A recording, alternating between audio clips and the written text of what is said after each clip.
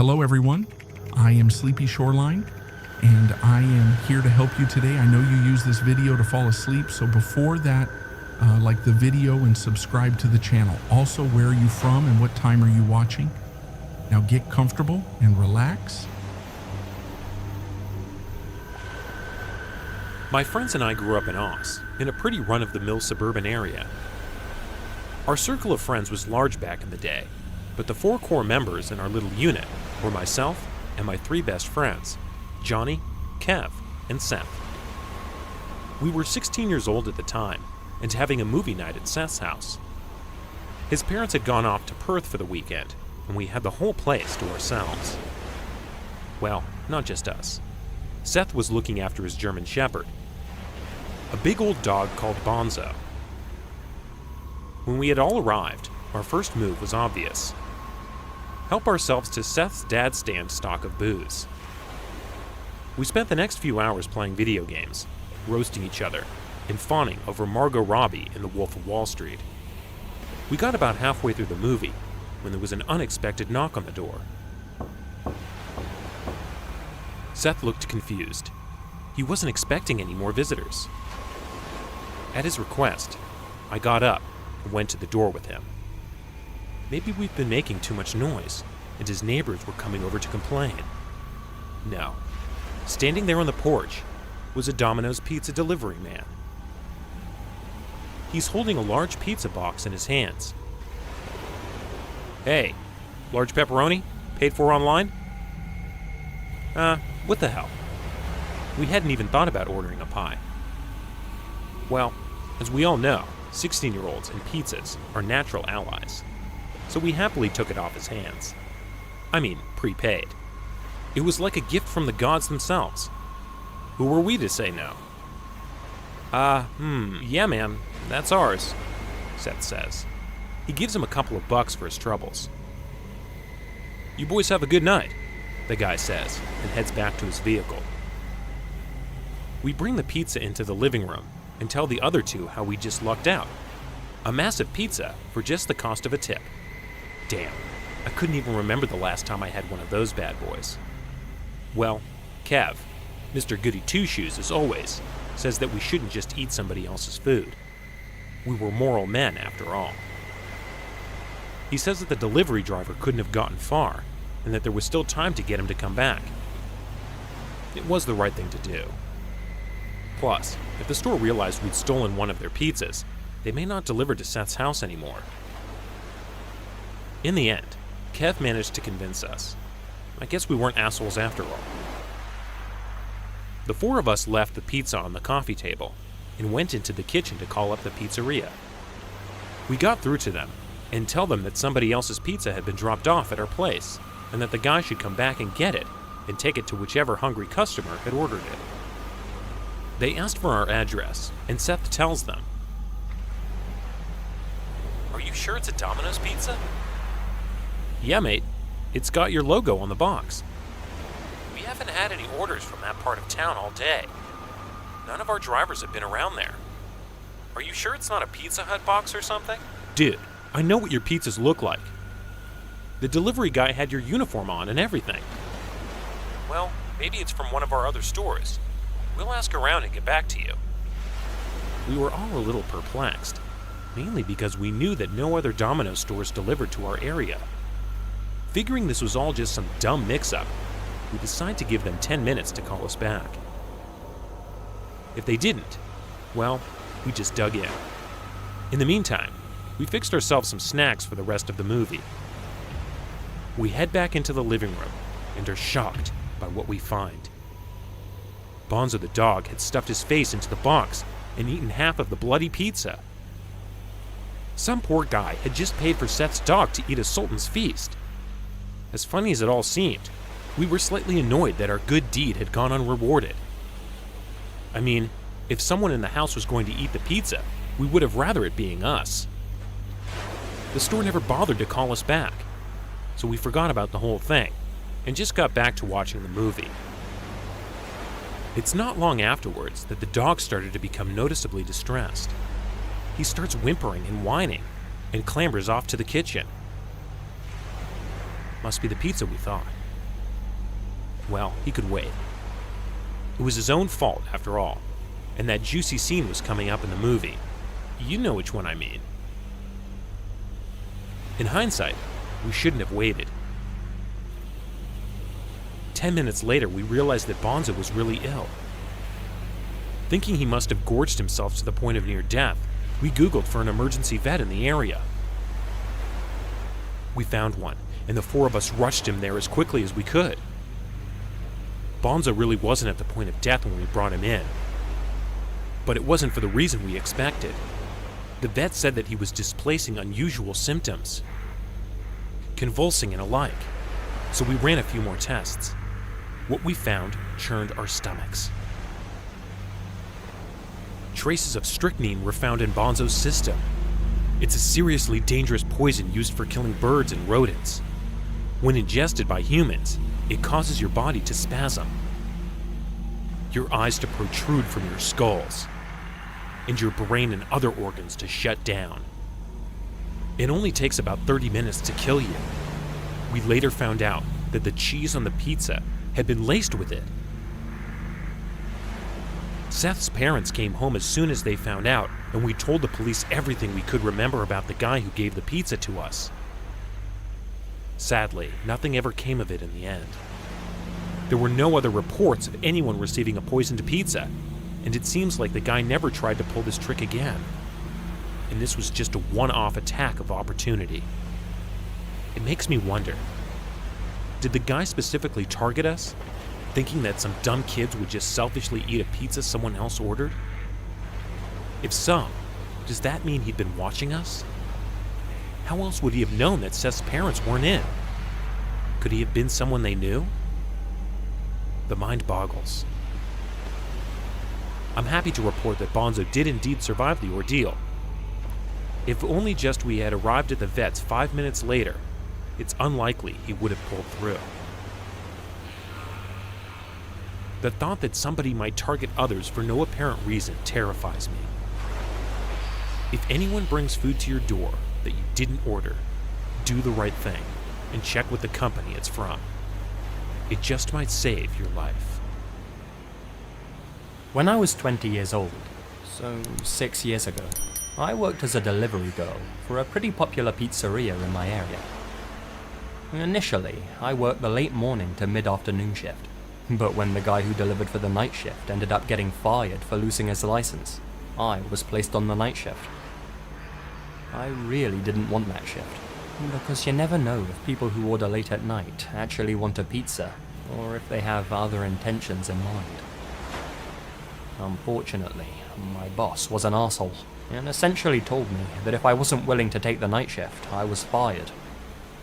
I wasn't exactly in a position where I could be out of work, albeit temporarily, so I reluctantly worked the shift. The first month of this shift went by without any issues. That is, until I had to deliver a pizza to a house that just barely made our delivery radius. I punched it into our GPS, and the house was located in a pretty suburban part of the city. I arrive, and it's about 11 PM. The block was extremely quiet, decently lit, and mostly littered with modern townhouses. The house I delivered to was a duplex. I ring the doorbell and wait for about 30 seconds. No answer. I ring it again and wait about another 30 seconds. Still, no answer. I'm standing there, getting pretty nervous that something's about to go down. But, thankfully, a man opens the door. He looked like he was in his late 40s. He was pretty tall, maybe a little over 6 foot, and he was very skinny. I tell him his pizza is here, and he just stands there, staring at me. I ask him if he's okay, and he responded by saying, "Yeah, I'm fine. Sorry. I got off work not too long ago, and I'm zoning out a bit." Fair enough, I suppose. He hands me the money. I hand him the pizza. And as I'm making change, he says, "You're really beautiful, you know that?" Not really thinking too much into it, I thanked him for the compliment and gave him his change. I said goodnight, and he did too. I walked back to my car and finished my deliveries for the night. A few days later, I get a delivery order to the same place. I head over there around the same time as last time, and again ring the doorbell. He answers the door very excitedly and said, "Hey, it's you again. How are you?" I told him I was tired and that I couldn't wait to go home, which he chuckled at. "I know that feeling pretty well," he said as he was pulling out his wallet. As he's counting his money, he asks what my name is. Being kinda tired at this point and not really thinking too straight, I stupidly tell him my name. As I'm making change, he asks if he could have my number, as he'd, quote-unquote, love to hang out with someone as gorgeous as I am. Whoa, buddy, pump the brakes. I've literally only met this guy like twice to deliver a pizza. I had no idea who this guy was, and I'm positive he barely knew who I was as well. Another thing to mention is that I looked way younger than I was at the time. I was told by numerous people that I still looked about 15, and I was hoping that he thought differently, and wasn't hitting on me because he thought I was a teenager. I'm just standing there awkwardly for a few seconds, before I muster out, "Sorry, I have a boyfriend." He gets upset and says, "Oh, okay, I see." We stand there in silence before I tell him to have a good night and walk back to my car. He says nothing and still stands at the doorway, staring at me until he finally went back inside once I started my car. I got a pretty creepy vibe from this guy and even brought it up with my co-workers. They agreed it was pretty creepy. They all agreed, that is, except for my boss, who overheard everything and claimed that I was just making up stories for sympathy. Fucking asshole. A week later, I'm working the night shift, and we get an order from that same guy again. This is when shit really hits the fan. I arrive at the house around 10:30 p.m. Keep in mind that from my perspective on the road, it didn't look like a single light in that house was on. I get out of my car and I walk up to the front door with the pizza box. As I'm approaching the door, it quickly swings open to reveal the man. Except this time, he was wearing a suit. I jumped back. He laughs and says, "Sorry if I scared you. I saw you out of the window and figured I'd just open the door now so you wouldn't have to ring the bell." I was getting scared because, as I mentioned before, there were no lights on in his house whatsoever. He was just sitting in the dark this whole time? If so, why? I nervously laugh and say it's okay. He asked me if I liked his suit, to which I said yes. He then asks me, "Would you like to go on a date with me tonight?" What the fuck? I once again tell him that I have a boyfriend, to which he chuckles, gets close to me, and says, "Honey, there's no way a girl your age is in a serious relationship. If you go on a date with me, I'll show you how a real man treats a girl." He grabs the pizza box from me and throws it to the side. He then grabs me by my arms, hard. I'm officially shitting bricks at this point, and trying not to cry from the fear that was overwhelming me. I start pleading with him. "Dude, please, I just want to go home. I don't want to go on a date tonight." He just stares at me with the most sinister look I have ever seen on someone's face, and says, "I don't care. Get inside, now. We're gonna have a good time." He starts trying to pull me into his house, and I'm trying to resist as hard as I can. After a bit of struggling, he lets go of one of my arms. I did something that, to this day, I am thankful worked. I used my free arm to punch him as hard as I could in the stomach. This stuns him for a few seconds, and he loosens his grip on me, allowing me to break free.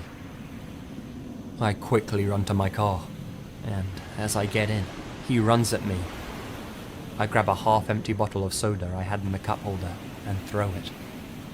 Luckily, it hits him in the head, and he lets go. I slam the door. I put the car in reverse and quickly back out of the spot, reversing down the road with him desperately trying to hold on. He's banging on my hood, screaming, "Stop the f***ing car!" I turn onto the next road as swiftly as possible, and luckily, he falls off the hood of my car. I slammed the gas as hard as I could to get as far away from that sick bastard as possible. In my panicked state, I drove a couple of blocks down the street and kept making turn after turn onto other side blocks as I feared he was following me. Eventually, I reached a red light, and I slammed on the brakes and just sat there at the intersection, frozen from what had just happened. Once the light turned green, eventually, I get the energy to drive back to the pizzeria, and almost immediately after I walk in, my coworker knew that something was wrong with me. My coworker comforted me, and my boss surprised me and began apologizing profusely for what had just happened and for putting me on the night shift. He takes me into the office and handed me the phone to call the cops. They arrive at the store, and I give them my statement and any scratches on my car. My coworker followed me as I drove home, and I collapsed on my bed. Strangely enough, I managed to fall asleep. I quit my job the next day, and luckily, a friend of mine managed to hook me up with a new job at her clothing store. As far as the psycho goes, 2 days later, I received an update from the police. The entire duplex was owned by the guy's brother, who lived on the right side with his wife. The psycho lived on the left side of the duplex.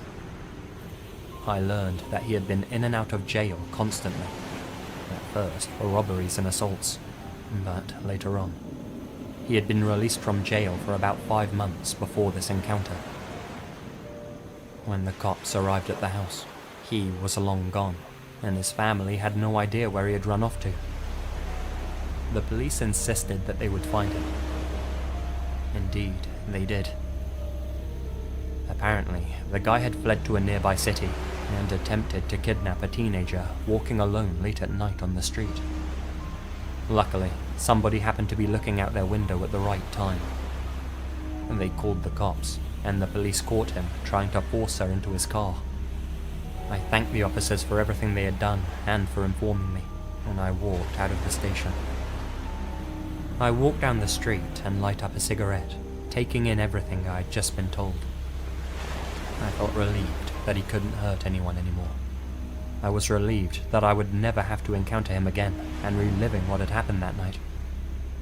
My last experience 2 years before this was scary, but I think this one takes the cake as being the scariest, as I was alone and face to face with a psycho. Who knows where I'd be if he managed to pull me inside that house.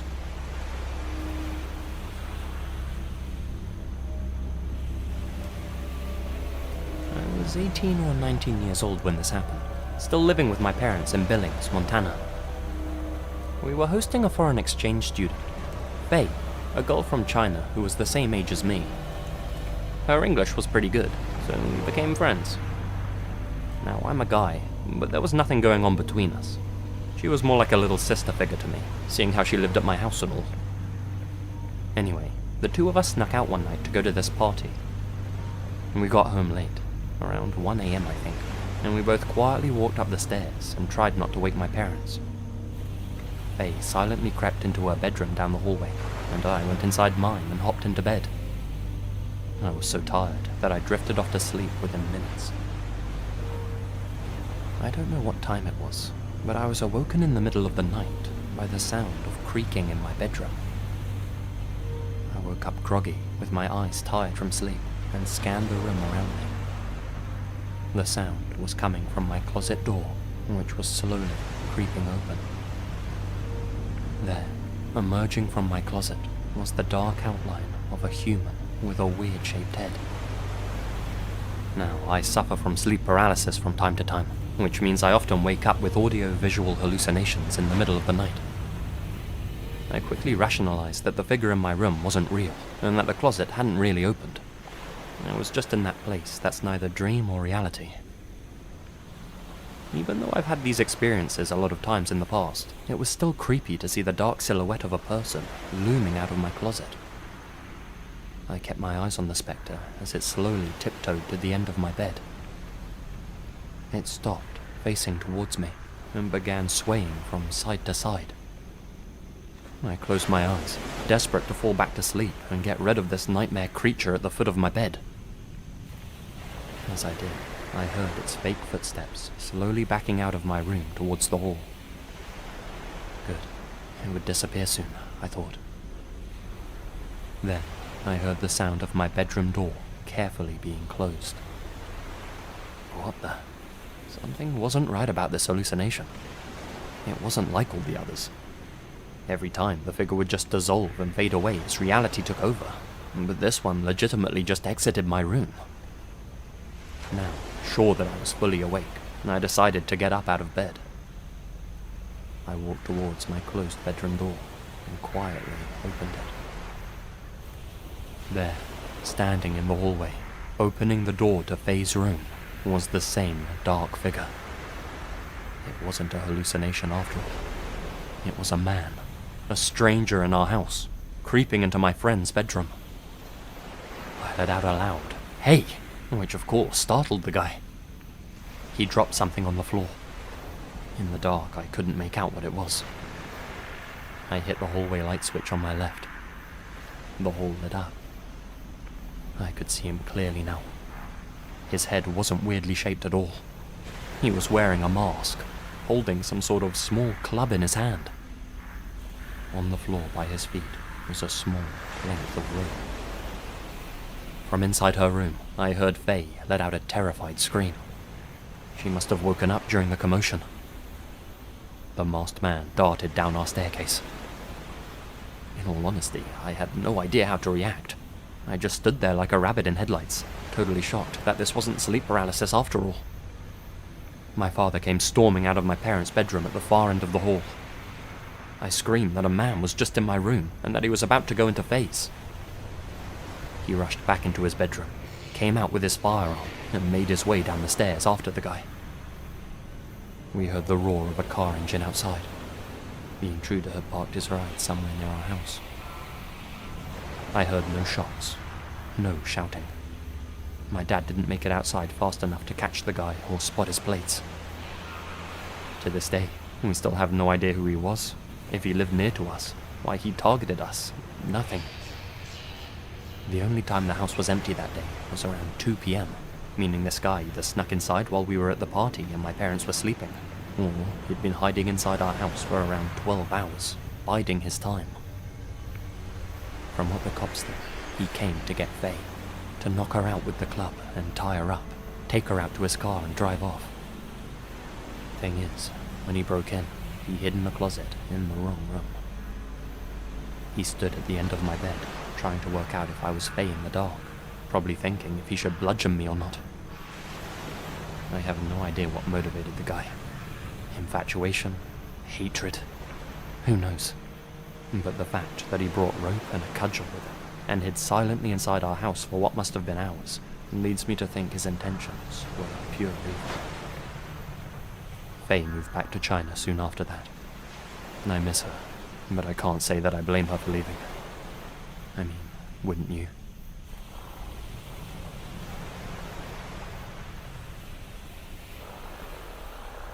About 3 weeks ago, my mum told my brother and I this story. Sally is a lifelong family friend. She would frequently visit her friends and family in Oklahoma. We live in a small town in southern Ontario, Canada. So, Sally would drive. Sally would drive straight 20 hours at least, overnight, to get from our town to another small town. She did this to save money, and obviously she wanted to arrive as soon as possible. Now that you've heard the prelude, here's the story. About 30 years ago, she decided to head south for a visit. No big deal, she's done this a few times now. So, she packs up and heads out. At some point, after driving about 14 or 15 hours, she started getting pretty tired. Being as it was probably the 80s, it was a little safer, so she decided that she would stop at a rest stop for the night to get some sleep, and resume again first thing in the AM. She parks in a very well lit and busy rest stop. She parks right by the lights, and felt at ease because there was an abundance of travellers stopping and going. She gets out of her car for a bathroom break, comes back, and settles in her car. About then, an RV pulls up beside her, and an elderly couple get out. The man asks her about coming from Canada. They strike up a little conversation. Nothing odd. The couple just talk to Sally for a little bit. They tell her that they're driving from the south, going north, and they just needed to have a sleep for the night. They wanted to talk because they were unsure if the rest stop was okay to stop at. They say good night and good trip, and the couple head back to their RV. Sally locked her doors up and went to sleep. 2 or 3 hours later, Sally woke up with a really unsettling feeling. She looks around. Nothing. A few people going in the stop. Parking lights are all on. She assumes she's just feeling bad because she's tired and her car isn't the best place to sleep in. After 10 minutes, she actually said that this feeling got worse, and it was a jarring, queasy, uneasy feeling. She sits back and tries to shrug it off. This doesn't work, and apparently she had every red alarm and instinct telling her that she needed to go. She panics, starts her car and peels off. She doesn't care where, she just knew that she needed to get away from there. About 20 miles down the road, she finds a motel and gas station. She decides to see if she could get a room there for what little money she had. She converses with the person in charge. He cuts her a deal because he doesn't want to see a young woman driving alone late at night. She gets a key, pops in her hotel room, and sleeps for the night. No issues whatsoever. Around 9 AM, she wakes up, showers, changes clothes, and decides to relax for a few.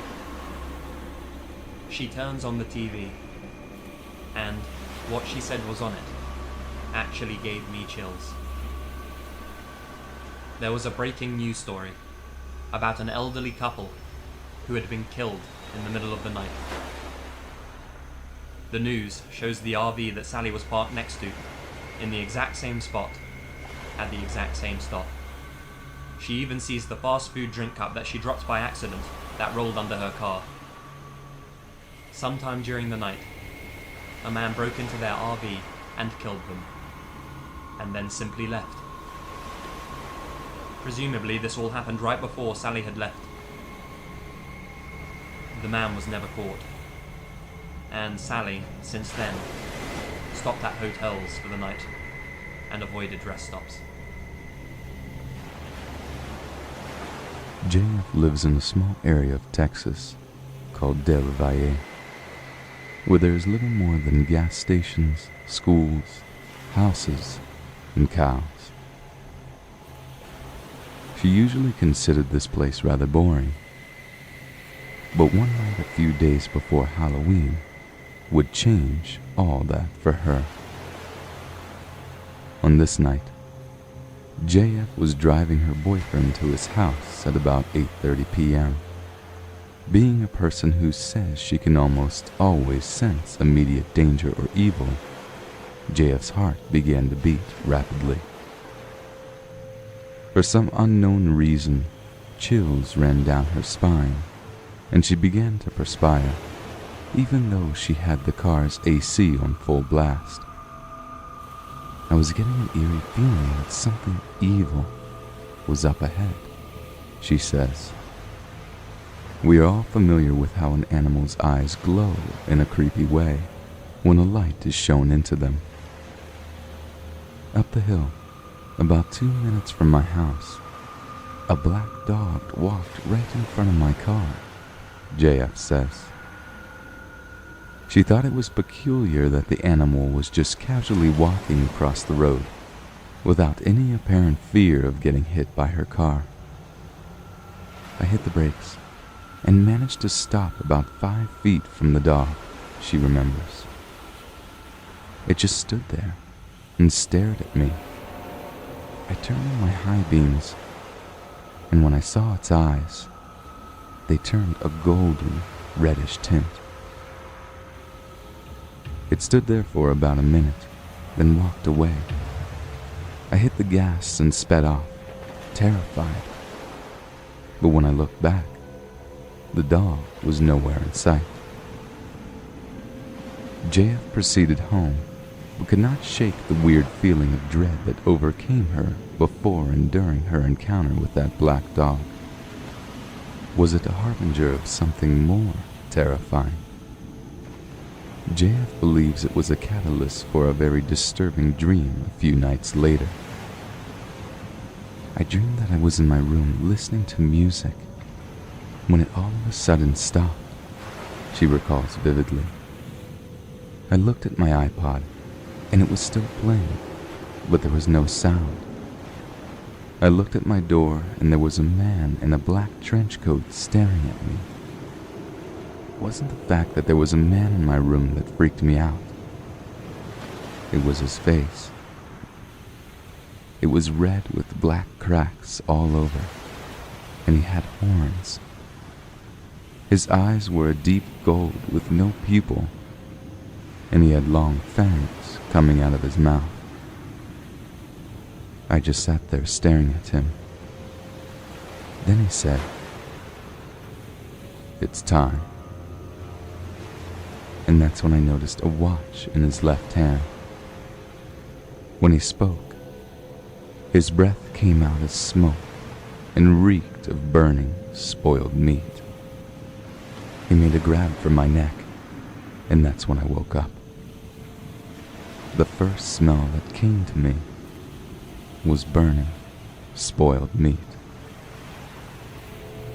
JF continues to be haunted by those connected experiences. I can never be outside now, not at night. Demons and ghosts exist outside. I have purified my room because it seems that's where I'm most vulnerable. These entities seem to appear when I'm trying to enjoy life. It was late October in Sofia, Bulgaria. That year, Halloween fell on a Saturday, and my friend Minchko was throwing a massive shindig at his parents' apartment. Now, this guy was rich by Bulgarian standards, born into money. So when I say apartment, don't think of a typical grotty Sofian flat. Think more along the lines of one of those unrealistically huge apartments from an American sitcom. His parents had gone away for the weekend to either Spain or Italy or somewhere else suitably warm, and as such, things were set to go wild. When the night finally rolled around, I dressed up in my zombie costume and set out to meet some friends. Minchko's invitation said that the party started at 8, so naturally, me and my group of chums didn't plan to arrive until 10. Gotta be fashionable. When we did arrive, most of the guests were already pretty drunk. The vodka was flowing freely, put it like that. They had a massive punch bowl, which was probably only 10% juice knowing Minchko. Some of us had a few midterm exams coming up, so we didn't want to go too wild. We just had a few beers, while everyone else pigged out on punch. Other than the people on my course, there was one other guy who wasn't really drinking that night. Some dude in a wolfman mask who was just hanging around the punch bowl. He didn't seem to know anybody at the party, and was keeping to himself. Looked a little awkward, to be honest. The friendly half of me wanted to introduce myself, invite him to hang out with me and my friends. My socially anxious other half, however, decided against that. The night goes on, and one of the partiers starts to complain about having stomach pain. I figure he's overdone it. Some guys really can't handle their alcohol. He makes his way to the bathroom and starts vomiting. Not long afterwards, another guest starts complaining about the same problem, and then another, and another. Eventually, a dozen or so people are grabbing their stomachs in pain. Things start to seem serious, with some people even vomiting on the living room floor. A little worried, someone calls for medical assistance. At the hospital, things turned out not to be an extreme instance of alcohol poisoning. Instead, we found out that the punch bowl contained a secret ingredient that someone had slipped in. It had been laced with rat poison. Thankfully, the dosage wasn't high enough to kill anyone immediately, but without treatment, the amount could have been fatal within a few hours. At a party full of drunk people, it was totally possible that no one would have been sober enough to react appropriately and call an ambulance. Somebody also could have easily passed out, not realizing that they'd been poisoned. Thankfully, though many were hospitalized, nobody ended up with any prolonged health issues. When we were questioned about what we all knew, the guy in the wolf mask came into my mind. He had been hanging around the punch bowl. I mentioned it to the police, and said that one of the other guests must have known who he was. Talking to my friends about it afterwards though, it seemed like nobody did know who he was. Everybody assumed that he was a friend of somebody else's, and didn't bother to question his attendance. As far as anybody could remember, nobody talked to him, nobody saw him without his mask on, and nobody even remembered who he turned up with, or even when he arrived at all. He had just slipped in unnoticed.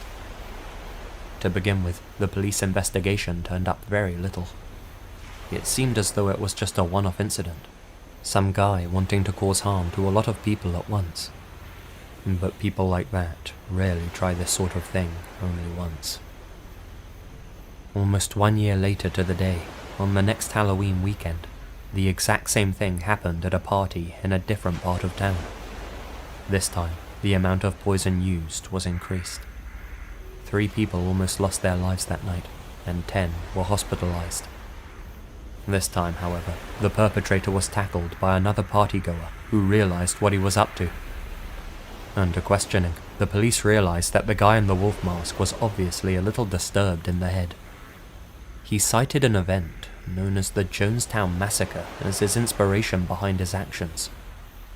Looking into it, it turns out it was an event in the late 70s where over 300 members of a cult died after being forced to drink from a poisoned punch bowl. This unstable nutjob wanted to pay homage to the largest mass suicide in history. For the first time in my life, I was damn thankful that I had exams coming up.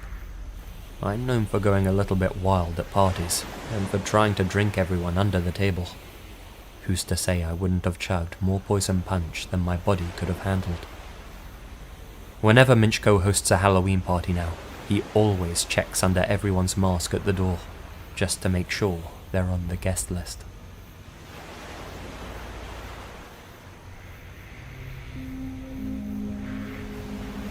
For context, I started an OnlyFans account over the summer to support myself through school. And things were great until I posted my Amazon wishlist on my OnlyFans page. Basically, the Amazon wishlist shows a list of Amazon items I'd eventually want, and people can buy them for me as a gift. Amazon doesn't release your address to people who gift you items, but third-party sellers can, and that's where things became creepy. This is a very scary story, and I feel like it should be shared. A couple of months ago, one night around 2 a.m., I took my dog right outside the house to go to the bathroom. While he was doing his business, I noticed a car parked outside my family home. I saw a figure in the car and could tell they were looking at me, but I couldn't make out their face because it was pitch black outside.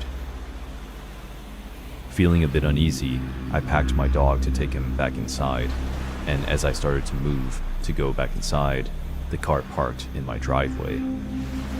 I sprinted back inside and locked the door, but they never approached my house.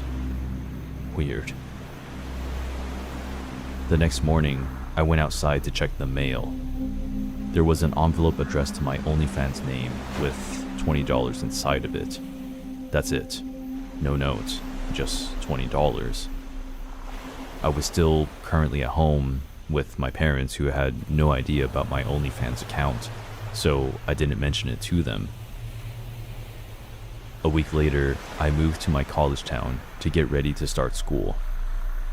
At this time, I stopped posting for the time being until I could figure out how they got my address.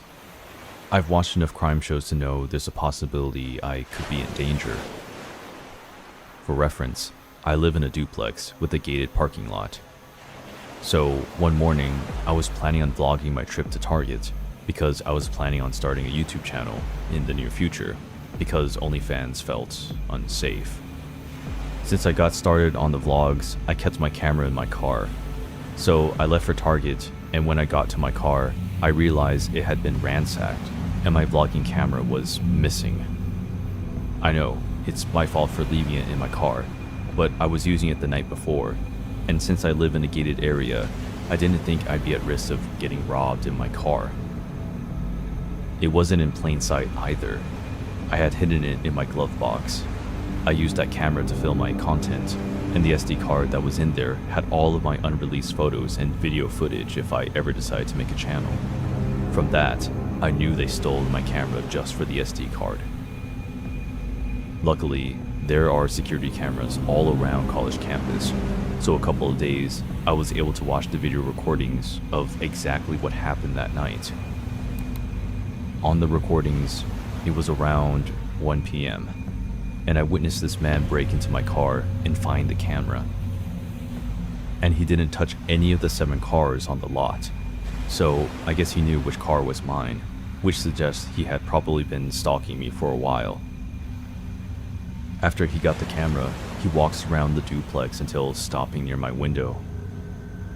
The bedroom faces an outside street, and my blinds are broken, so it's very easy to see in. I have a curtain, but it doesn't cover my window all the way.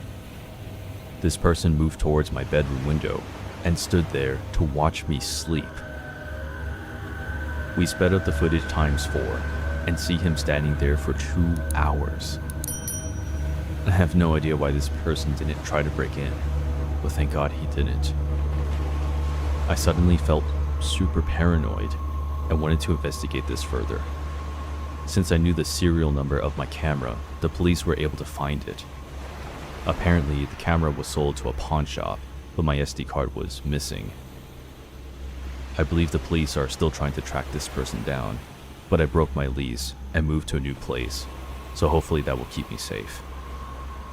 So, I think this is all over. Since then, I haven't posted any more pictures on my OnlyFans account, but given that a guy became obsessed with me to the point of tracking down my address and watching me in my sleep, I don't know if starting a YouTube channel would be a good idea. This is a story from when I was alone in the house down the street from where I live now. I was home alone for the afternoon one summer day. It was towards the end of summer, so I was being lazy and watching TV in the living room. My parents were out somewhere, and my brother was at a friend's. I kept getting paranoid a bit, as I was only 15 at the time. I constantly checked out the windows and made sure the doors were locked, as I kept getting the feeling I was being watched. Then the noises began. I kept hearing thumps in the attic, and I got scared as the only way to the attic was through my closet in my room. As it only had a cover lid for it, I sat on the couch and tried to ignore the sounds. After a while, it stopped. But then I started to hear talking in the back room of the house. The weird part is no one was home. I put the TV on mute, and it sounded like a male and female. So I got up and slowly went to the back room to check, only to find no one there. By then, I was really scared. I ran to the living room and curled up, sitting there in complete silence as I didn't know what to do. It was all right for a minute, until I jumped by the sound of 3 knocks on the front door, only 5 feet from my left.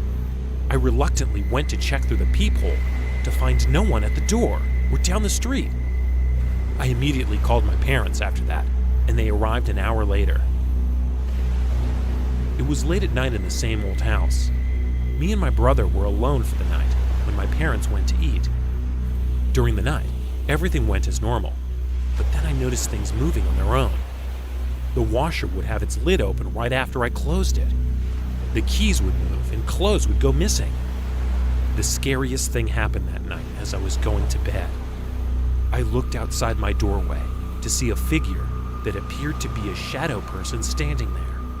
I hid in my covers, and ever since then, I always sleep with my door closed at night.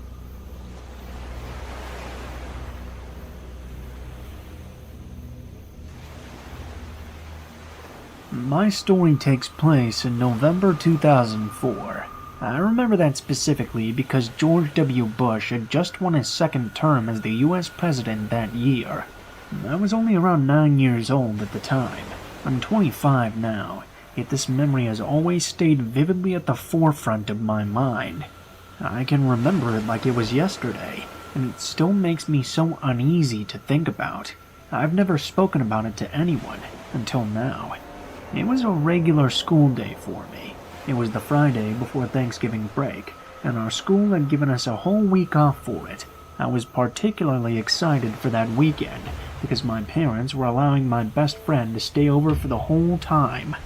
Honestly, it's all I could think about that day. I was a pickup student. This meant that for me to leave the school, a relative or guardian had to be on their records with a signature in order to come pick me up. I was too anxious to ride the bus, and I was also much too anxious to walk home alone, despite living in a relatively friendly small town. That day, my grandma was supposed to pick me up from school. Both my parents were working late, so I was going to go to her house, and my mom was going to pick me up there after work. Well, you might be able to tell where this one is going to go. By the time school was out, my grandmother was nowhere to be seen. I waited in the lobby for 30 minutes. By this point, it was empty, besides the janitor mopping the lobby floor. I was getting nervous my grandma had forgotten to pick me up, so I went up to tell the office lady that my ride never showed up. I was a nervous kid, and I didn't know what was happening. Luckily, the lady was very nice. She sat me down in the office and tried calling my grandma for me. No luck. She tried calling my parents, who said grandma should have been there already. My mom said she'd reminded her this morning and would try calling her as well. She was at work for a few more hours, and she couldn't come get me yet. It was probably about 4 p.m. at this point. I'd been at school for an extra hour, and I was starting to get pretty scared. I was all alone with the office lady, and I could tell she was quite frustrated. Everyone had long since gone home, but she couldn't get on with her week off because of me. At one point, the janitor walked into the office. It instantly smelled like cigarettes when he walked in. He stared right at me. He was a tall, husky man. Long, greasy brown hair with a bit of a screwed-up face and lopsided nose. That was the first time I had ever seen this man before. I had never seen him round the school at all. Considering the small town I was from, it was quite weird that I didn't recognize him right away. His presence instantly made me nervous. I'll never forget what he looked like. He struck up a casual conversation with the office lady. I remember this part very clearly. He asked her what she was still doing here. She told him and then nodded in my direction. He looked at me intently and sat down next to me. I can still smell the scent of cigarettes to this day. "Hey kid, I bet you're excited about Thanksgiving break. I bet you're excited for family time." "Me too. Hey, listen, your grandma's place is on the way to my house. I know her and your grandpa too, and I'd love to give you a ride over there. I know right where it is." He smiled at me and continued, "I know it's really scary to feel lost, but I'd love to help you out." I looked over to the office lady. She looked gleeful that she wouldn't have to wait another hour with me for my mom to get there. She piped up, "Why, that would be great. My husband is waiting for me to get home right about now." The man stood up and said, "Great." Without my permission, he grabbed my hand, pulled me out of my seat and said, "Let's get going then. Grandma must be quite worried about you." I shivered. I thought about what he'd said. He had said he knew my grandpa too, but I didn't have a grandpa. He had passed long before I was born and divorced my grandma many years before that. I sat down and shook my head without saying anything. He looked at me blankly, and the office lady looked quite disappointed. The janitor walked out without saying anything further. 5 p.m. rolled around and my mom finally showed up to get me. Turns out my grandma had forgotten to set an alarm and was sound asleep the whole time. When I went to my mom's car, I saw him again in the desolate staff parking lot, smoking a cig. He looked in our direction, hopped in his truck, and drove off. The thing that gives me shivers to this day is, he didn't drive anywhere close to my grandma's house. Instead, he took a left out of the school, which would have taken you out of town and towards the city. The complete opposite direction of where he said he was going. I never saw him at school again, and I had never seen him before that either. I've cried thinking over this many times. I remember I had nightmares for years where the office lady made me go with him, just so she could go home sooner. I attribute this to my development of anxiety and paranoia later in life. Being a single mom is hard. Very hard. I hate my job. I have a slew of late pickup charges from my son's daycare, and my body has gone fat from years of fast food dinners and alcohol abuse. Every day is a struggle. My mind is a prison cell, and I lost the key to the door so long ago that I don't even care to look for it anymore. That is why when I won a trip to Disney World through my company's annual raffle, I nearly cried tears of joy. Nothing good ever happens to my son and I. The list of our misfortunes are as long as my arm, and this trip provided us with the one thing that we thought we would never recover: hope. Hope not just for a fun week, but hope that maybe the perpetual muck that has overtaken our lives ever since my husband left us 5 years ago would finally start to dissipate. You can imagine my horror then when I lost my son during the final day of our trip. We were making our way over to Space Mountain when suddenly I had to use the restroom. I told my son to sit on a nearby bench while I did my business, and then disappeared into the first clean stall I could find. When I exited the restroom a few minutes later though, he was gone. Fear gripped me as I whirled my head around the scattered crowd, trying my best to locate him before he wandered out of sight. My efforts were futile though. I spent the next 5 hours scouring the park in a panicked frenzy. No matter how hard I looked though, I couldn't find him. Just as I was about to call the police, I found him sitting on the bench that I had left him on earlier that day. He was wearing a full-body Mickey Mouse costume, and I would have walked right past him if I hadn't recognized the worn-out Scooby-Doo backpack resting on his knees. I ran over to him and wrapped my arms around his head. His body was limp in my arms. If it wasn't for the steady rise and fall of his chest against my thigh, I would have thought he was unconscious. "Where have you been? I swear I looked all over Magic Kingdom for you. And where did you get that Mickey Mouse costume?" He didn't answer. It was at this point that I became concerned. My son is normally very talkative. It was unlike him to be so reserved, especially after such a traumatic event. "Why don't you take off that mask? I want to see that you are okay." I reached down to pull off his mask, but he swatted my hands away with such force I staggered back a step. Never before had he hit me. The blow surprised me so much that I stood there, motionless on the sidewalk, for almost a minute, unsure of how to respond.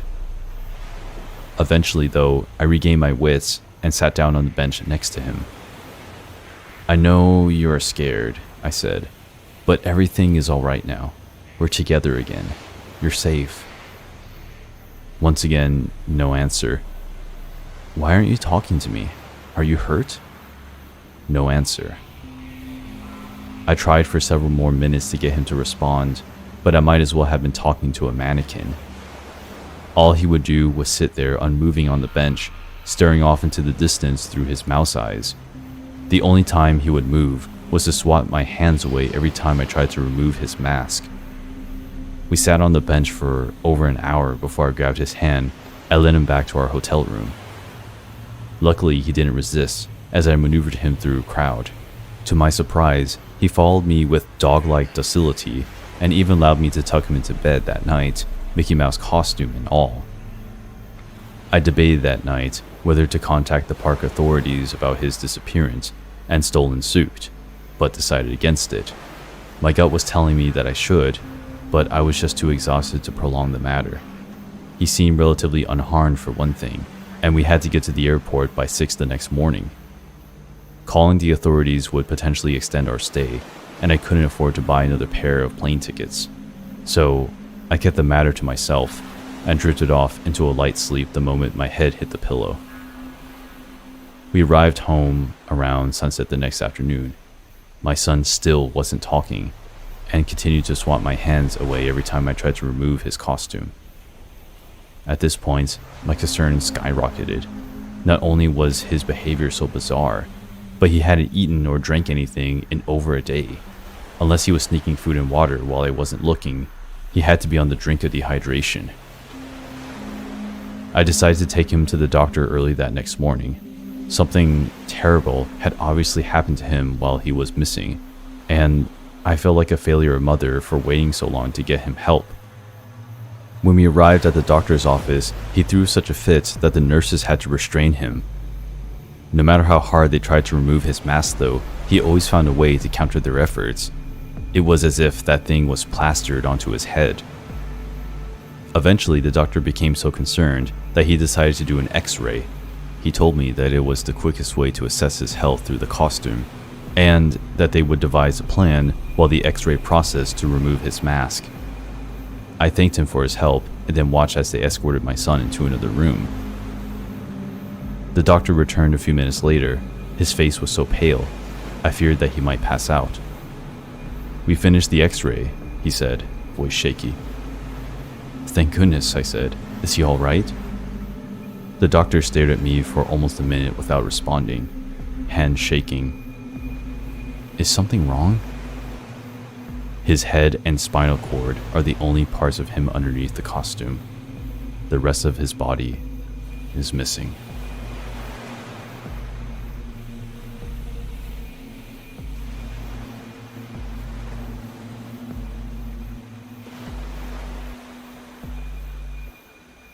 I grew up in an affluent suburb on Long Island.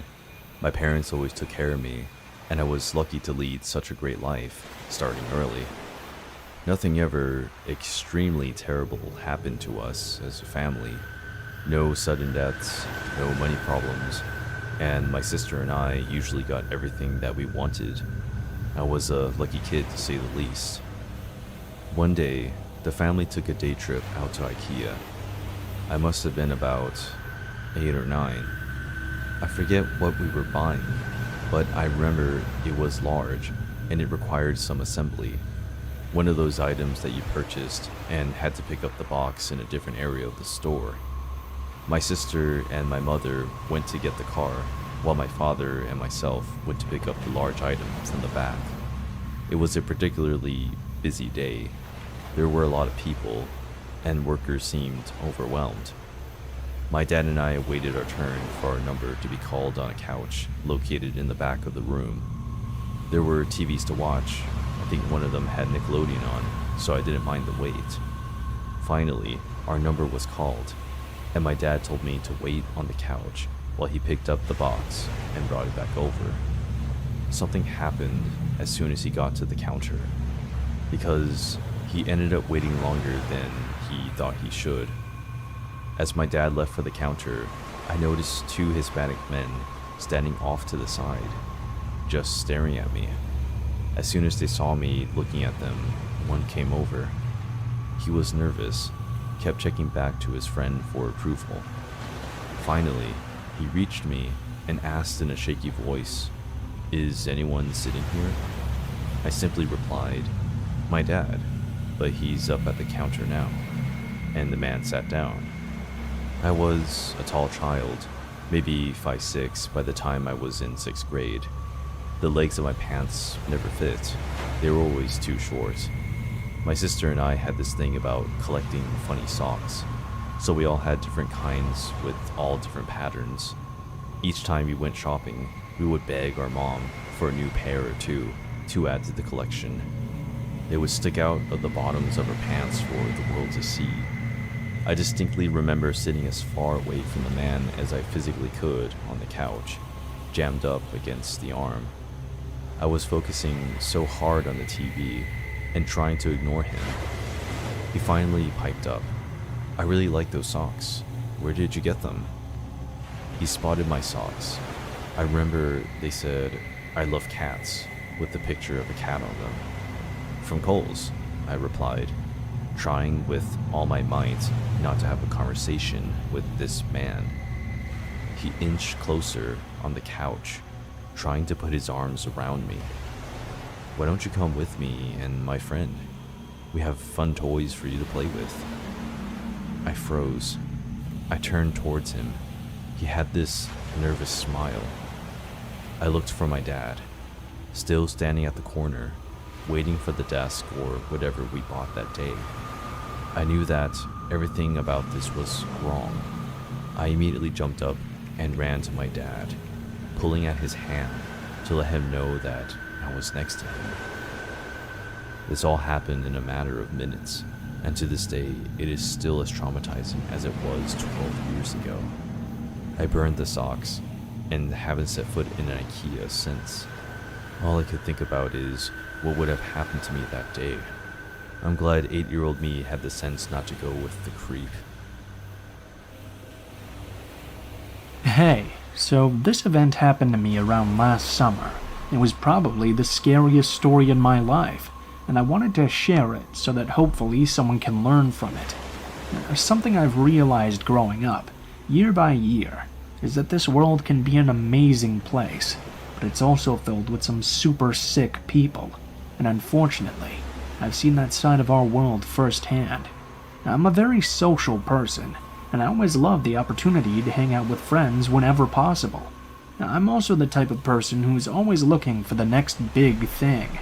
I guess I should tell you I was an 18-year-old male at the time of this story, and I have a decent-sized friend group of both boys and girls. And throughout high school, we had done a lot of crazy shit together. Being just out of high school, we wanted to do something insane together again before departing for college. And at that point, we all decided we'd like to go camping in the middle of nowhere for 3 days. Fun, right? And for some miracle, all of our parents thought it would be fine. So we had 6 people going. Me and my girlfriend Stephanie, my friend Brandon and his girlfriend Kaylee, and Steve and his girlfriend Sarah. We had decided to have 3 different tents for each couple, for reasons you can probably guess. Being a former Boy Scout, I was aware of everything we needed to survive for the 3 days. Food, water, and other essential supplies. Being rebellious teenagers, we also stocked up on plenty of booze and weed for our fun getaway. So mid-July, we depart for our camping vacation. After hours of driving down back roads, we eventually find a place that looks secluded, but not sketchy like some horror stories.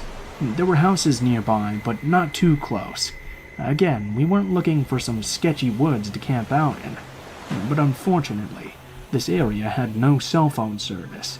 It took us at least an hour to get everything set up. While the girls and Steve finished setting up the camp, Brandon and I took a look around while fetching firewood. Eventually, we came across a cool-looking trail. We weren't too concerned because there was a house within a mile radius. We assumed that those people must use this trail to hunt. It was pretty big in this area. Or maybe animals used it. If you're wondering about our car, we drove a Honda Pilot, which was Steve's, that had plenty of room for us and our supplies. We parked the car rather close to the site, so we had eyes on it at all times. The first night, nothing much happened. We rolled a blunt, drank a bit, and called it a night. The next day, we decided to explore the woods a bit. Brandon and Kaylee stayed behind to watch the site and spend some quality time together. The rest of us decided to go down the path we had found earlier. Around 20 minutes down the path, Steve spotted a metal fence. We approached it to find a cemetery. The cemetery looked very old, but there were signs of activity there. Not some voodoo or occult-like stuff. Some flowers and notes left at the graves. Beyond the cemetery, we saw a bigger trail that had tire tracks and a half-assed parking lot for the area. We ventured down the path a bit more to spot some deer, then headed back because it was starting to get late. That night we partied really hard because we had to leave the next day and didn't want to return with extra beer or weed. This night was the polar opposite of the other night. The other night was peaceful, and we had assumed this night would be the same as we all began to turn in. but boy were we fucking wrong. You would assume there would have been warning signs early in our trip, like a rusty knife on the path, or foot tracks around our site, but it wasn't like that at all. All of a sudden, we woke up to a blood-curdling scream coming from Steve and Sarah's tent, as we heard the fabric being ripped by what we assumed was something sharp. I guess Steve hit the man really hard with his flashlight and was able to get both himself and Sarah to his car. Here's the issue. Steve's tent is closest to the car, while the other two tents were closer to the trail. To get to Steve's car, we had to get past whatever had attacked Steve and Sarah. Luckily, all our drunken selves were gone, because before getting into his car, he yelled cemetery, and it clicked in my head. The trail on the other side of the cemetery. I quickly grabbed Brendan, Kaylee, and Stephanie and started running towards that trail. I used my phone flashlight to help us see. You might think, why would you turn your flashlight on? Well, the last thing I wanted was to completely miss the cemetery and be lost in the woods with whatever attacked Steve. By the time we get to the trail, Steve and Sarah had gotten the fuck out from the site, and we could hear a man chasing us several yards behind. We were able to find the cemetery rather easily, and I hopped over the fence first. When we all got over the fence, we noticed that Steve had not arrived yet, so we all hid in the cemetery. Luckily, to our advantage, it was pitch black by the time I turned my flashlight off, and we all hid there in complete silence. My heart sank when I heard the metallic shaking, as if someone was climbing over the fence. The guy had tracked us down, probably due to the fact that Steve had yelled out cemetery. We all stayed still, and we heard the ground crunch as the man took slow, deliberate steps. When in fight-or-flight moments, you're capable of a lot more than you would think, and your brain is put on some super high alert mode or some shit. As the man approached, I realized that I had my small Swiss Army pocket knife in my pocket. As the man's steps grew closer to me, when he was right about on top of me, I grabbed the knife, jumped out, and lodged it into the back of his knee. The man stumbled into the ground with a shriek of pain, and a metallic sound rang out as he dropped his weapon. Soon the pair of headlights came around the corner. Steve had finally made it. All four of us got up and ran towards the car. While I got up, the light gave me a glimpse of the guy. He was a tall, bulky man, and had a look of pure hatred in his eyes as he clutched the back of his knee. By his side was a huge machete that he had dropped. I was the last one to get into the car, and before I even fully closed the door, Steve floored it out of there. The girls were all bawling their eyes out. We drove until the first house, where we politely knocked and asked for directions to a motel. Thankfully, the people that answered were a very friendly and nice old couple. They told us there wasn't one around for miles, but they took us in and gave us warm food, and a place to rest for the remainder of the night. In the morning, the man brought his hunting rifle with us to retrieve our stuff from our campsite. When we finally got there, nothing was stolen, but all of our equipments and tents had been slashed up. The elderly woman called and made a report while we were gone. When we got back, the officers were at their home, and we each gave our statements. The officers said there wasn't enough evidence to find the guy, but they promised to try and do a thorough search. We headed home later that day. No one said a word the entire time. We were all trying to process what really happened. Unfortunately, the police never found the guy. Yeah, college split us up a bit, but we barely talk about it as a group, and it's been a whole year. My advice to all of you is to please find a populated place to camp. I don't care if it's some Yogi Bear camp, and be in reach of help and the police. And stay safe, guys, and please. I've been working at a clothing store in the mall for about 5 weeks.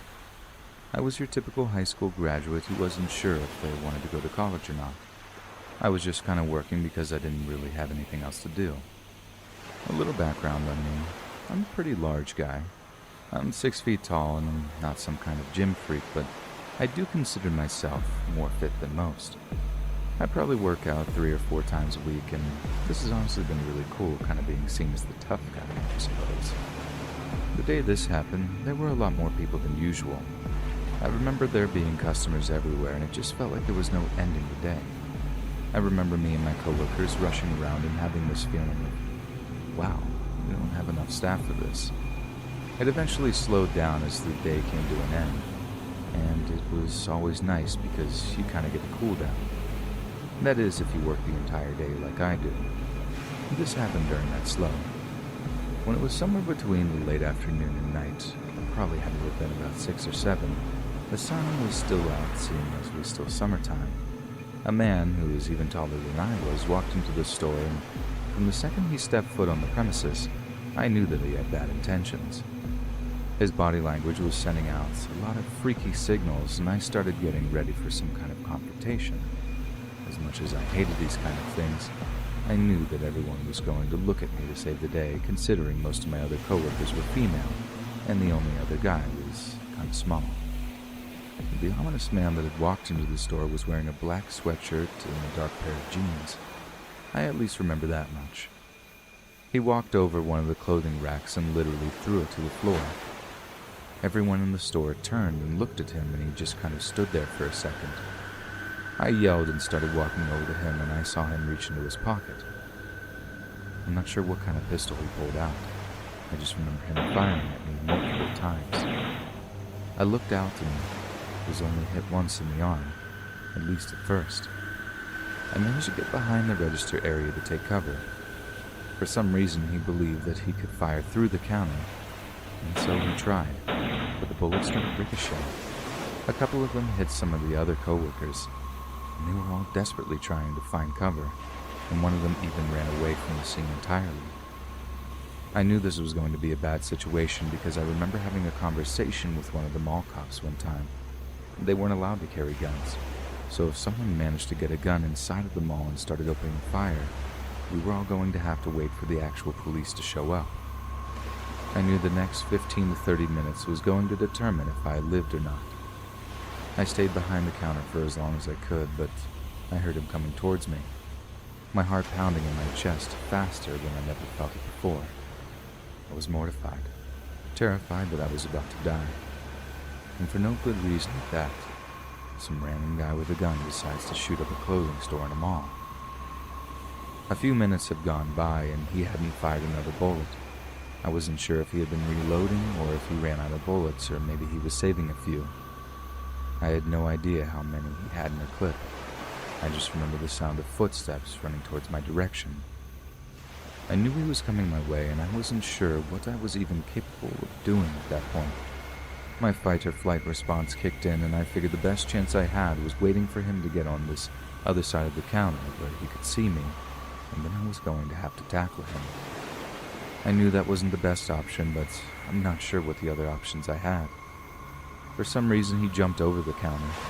He landed right next to me, and this was perfect for me. He was close enough that we could get into a scuffle now, and maybe I had a chance of surviving this. I remember grabbing his leg and bringing him to the floor. He kicked me in the head, and man, that hurt. Almost knocked me out altogether, but I managed to keep going, probably only because the adrenaline my body was releasing. Once I got him onto the floor, I saw that he had dropped his gun. Considering the fact that he hadn't fired, I figured that he had been out of ammo and too hyped up to reload in the middle of a shooting. We fought on the floor for a good few minutes before someone else decided to join. I don't know why no one else joined sooner. I really could have used the help. It was just me and this deranged psychotic killer fighting on the floor of this mall for a good while. He wasn't the strongest guy in the world, but I was also fighting with a bullet wound in my arm, so he had an extreme advantage over me. He probably would have killed me with his bare hands had someone else not joined in and helped me. We managed to knock him unconscious, get the gun further away from him, and waited for the police to arrive. I remember this little experience being the talk of the area for many, many weeks. There were quite a few newspaper articles written about it all. I even got interviewed in one of them, and a journalist even called me a hero. And to be honest, nothing made me happier or more sadder in the world to read those words. It was just such a traumatic event. The guy was arrested, prosecuted, and I'm pretty sure he got life in prison. People started treating me like a real hero after this. In all honesty, I kind of felt like one. Sometimes I wonder what would have happened if I had not been there to take that guy on. There was no way any of my coworkers would have been able to fight with this guy. And if he had complete control of the situation, he could have taken a hostage or done something much worse. The bullet was removed from my arm, and unfortunately it did shatter a part of my humerus. I'm still recovering from that. But ever since this experience, I haven't viewed my physical strength as something that makes me cool or better than anyone. I view it as a way that I can protect people. I think this may have been the experience I needed because I think I might want to become a police officer after all this is said and done. When this took place, I was 22, and I'm only 5'1", so I'm not very intimidating at all. I used to work as a kindergarten teacher, and I would meet parents and other family members all the time.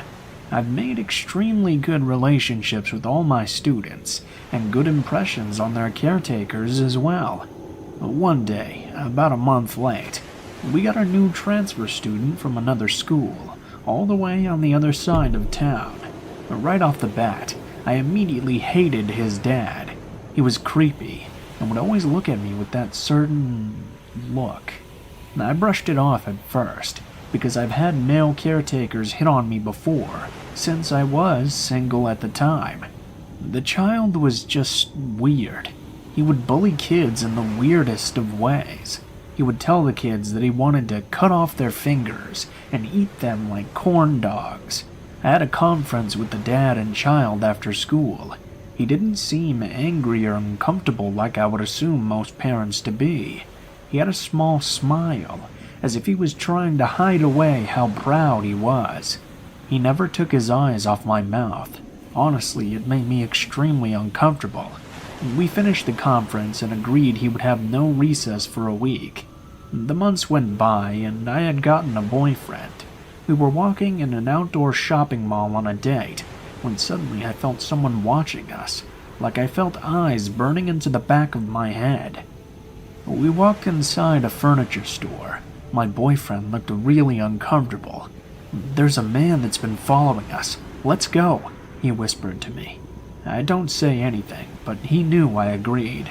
We walked out of the store, and he wrapped his arm around my hip.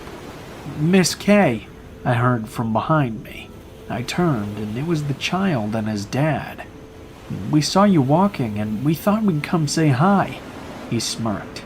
He looked at my boyfriend and glared at him. He was 6'3" and had the build of a Viking, but extremely fit. He had the beard and all.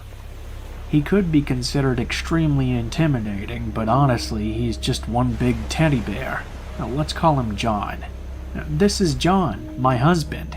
I smiled. I lied because I knew if guys hear the word husband, sometimes they back off. The dad seemed very put off by this, like he was going to try and attack him. We awkwardly talked for a moment and drove home. Fast forward 4 years, and John and I really did get married. We moved to a new home. It had many windows and was extremely gorgeous. We had put metal stoppers on the windows because we don't trust people, even though we were in a very nice neighborhood. John and I were spring cleaning one day, when suddenly it felt like someone was watching me. John was next to me washing the top of the fridge. I instinctively looked out the window to barely see a car cross the street. I asked John if he knew who it could be. He said no, and closed the blinds since he was also creeped out by it. That night we were falling asleep on the couch, and in the living room we had 2 extremely large windows that faced the backyard. John had fallen asleep. I was still watching when I heard weird metallic tapping on the glass. I played it off and used my peripherals to look out the window. I caught a glimpse of a shadow passing by, and immediately I woke up John. I told him someone was at the window, and thank God for my great taste in men. He used to be a police officer, and that even now was a firefighter. We keep a crowbar next to the front door and a metal bat behind the couch. He grabbed the bat and handed it over to me. He walked around to the dining room, and under the table was a gun he kept for emergencies. I called 911. I heard John run out the front door and quickly say, "You bastard. I have a gun, and I have no problem shooting you." He yelled it out as loud as he could, since it was 1:15 in the morning, and he couldn't get the license plate because of the darkness. We filed the report.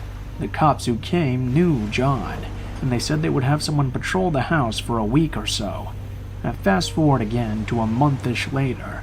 We were in bed, and I happened to need to pee at around 3 in the morning. I came out from the bathroom. I felt someone grab a hold of my face. I had no fighting experience, so I didn't know how to defend myself at all.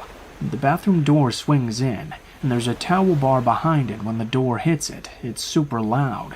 I slammed my arm against the door, and John is a very light sleeper, so I was hoping he would hear it and wake up.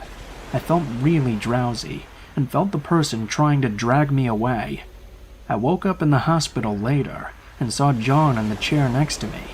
I asked him what had happened, and he said he grabbed the metal pipe from under the bed, and had attacked the man.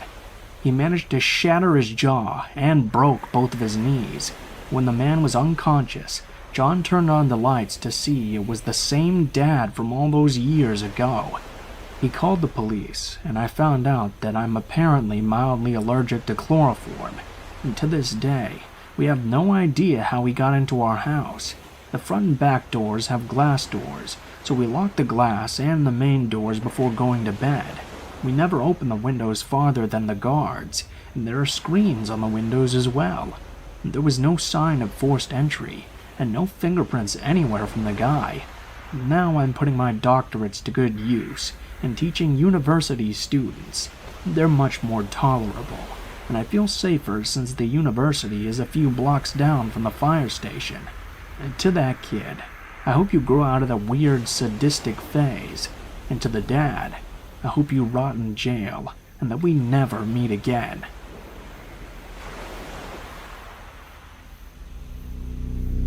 So, this happened to me about 5 years ago while I was 9 months pregnant.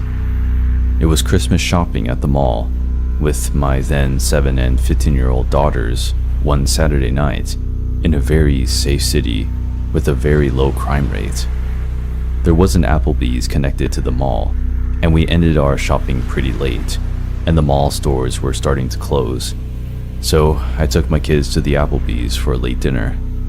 We finish up eating at around 10 p.m. and leave out the Applebee's entrance into the practically deserted parking lot with shopping bags in hand. As we got to the car, I was in the middle of maneuvering the shopping bags on my arms to find my keys when a 50-ish-year-old crusty-looking man starts walking up from somewhere in the parking lot with shaggy gray-white hair and a faded flannel shirt and old jeans. I noticed him briskly approaching when he was about 40 feet away, and he said, "This is a stick-up. Give me all of your money." My blood ran cold, and I stared at him, owlishly, and shakingly said, "What?"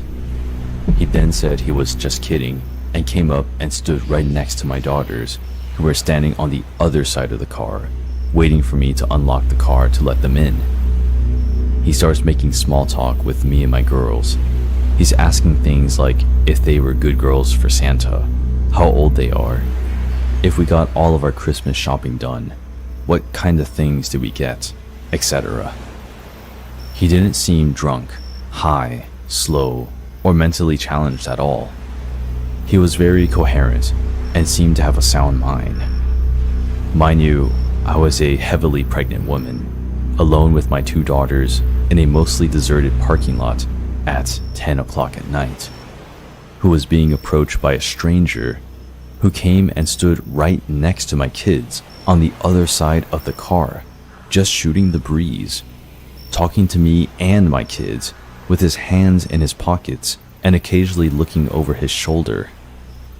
I didn't want to aggravate him, so I was politely conversing with him and trying to look calm and nonchalant while trying to disguise my frantic hands digging inside my giant purse for my car keys.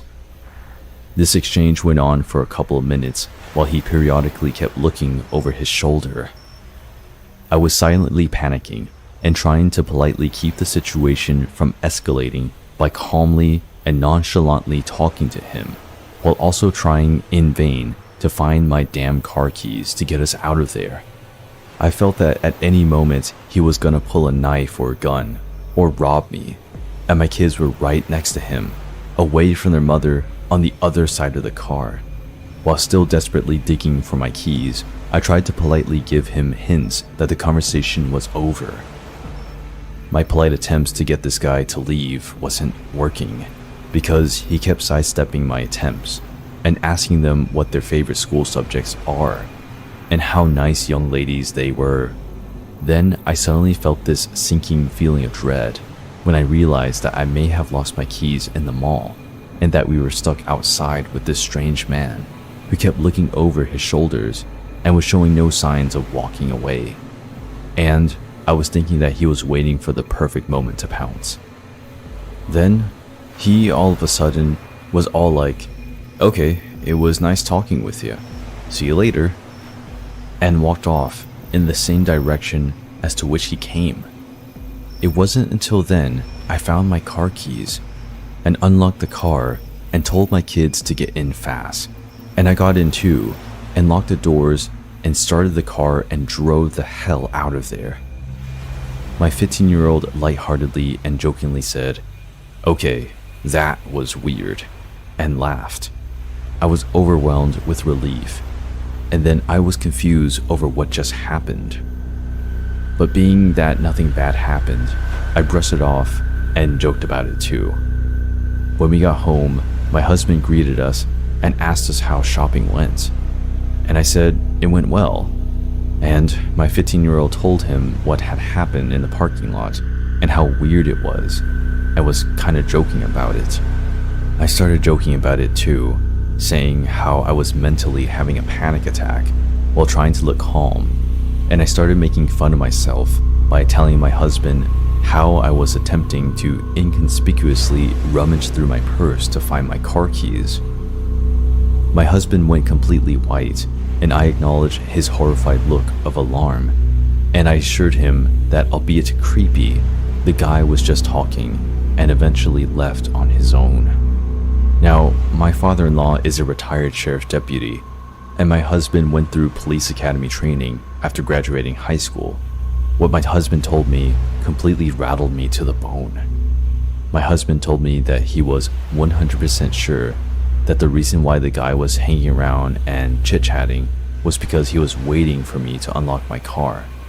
And the reason why he was standing next to our kids was because once I unlocked the car and the kids started to get inside, he was most likely going to force himself into the car with the kids and hold a knife or gun to them to gain leverage on me to force me to cooperate, knowing I wouldn't abandon my kids, which would force me to get into the car with them and do whatever he wanted me to do, which most likely would be to drive to a remote location to do God knows what.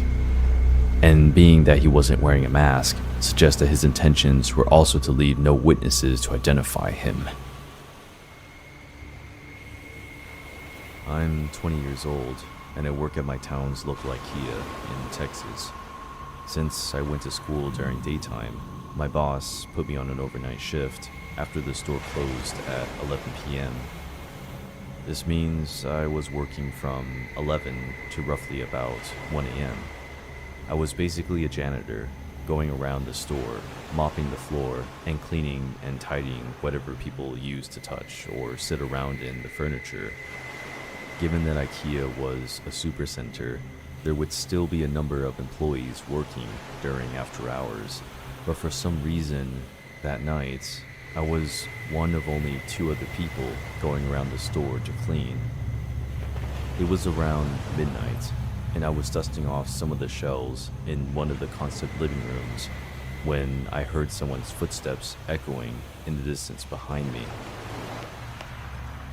This was odd, as the store was closed over an hour ago, and no one was supposed to still be in the store's premises. I brushed it off as it was probably my coworker Carlos going around and doing his part, though it would be somewhat unusual for him to do that, given that we basically never see each other while we're cleaning, because the store is so big, and we're assigned to clean our own areas of the store each time, I brushed it off, and some time passed. I had eventually made my way to the children's bed section of the store. It wasn't my favorite part of the store, because it always was badly lit from the broken lamps overhead. I was making the beds when I noticed movement in the far corner of my vision. It was faint, like something ducking under one of the beds. I started to get pretty anxious by this point because I had just remembered the footsteps from earlier and connected the dots. Something was definitely off, and I realized that there's a high chance I'm not alone in this part of the store. I looked around, but obviously nothing. As much as I had my suspicions, I started to wonder if my mind just made up what I saw. A couple of minutes passed, and I was still very much on guard. That's when I heard a plastic cup hit the floor about a block away. It came from one of the kitchen rooms in the kitchen section, which was the last section I had to clean before I was done for the night. I stopped what I was doing and looked in the direction of the sound. All I saw was a cup in the middle of the alleyway. That made it real. My fight or flight started kicking in pretty intensely at this point as I tried to make sense of what was going on. I started to think someone was messing with me. Either my coworker or some random kids were playing some sort of prank to scare me. However, my coworker, Carlos, isn't the type to joke around, and we barely talk either way. Though I figured whoever was doing this was trying to lure me in towards the cup. I decided to call out Carlos's name. Nothing. I told him if it was a prank, he should stop right now. During that moment, I was almost practically sure it was a joke and walked towards the cup to pick it up. Once I was there though, I noticed that one of the cupboards underneath the sink from the concept kitchen was slightly left open. My imagination was running wild at this point, so I slowly walked towards the cupboard and opened it completely to see if anyone was inside. That's when I saw a sickly looking man staring right at me. I immediately backed off a couple of feet away, and he was still staring right at me with these creepy, wide eyes and a sickly smile.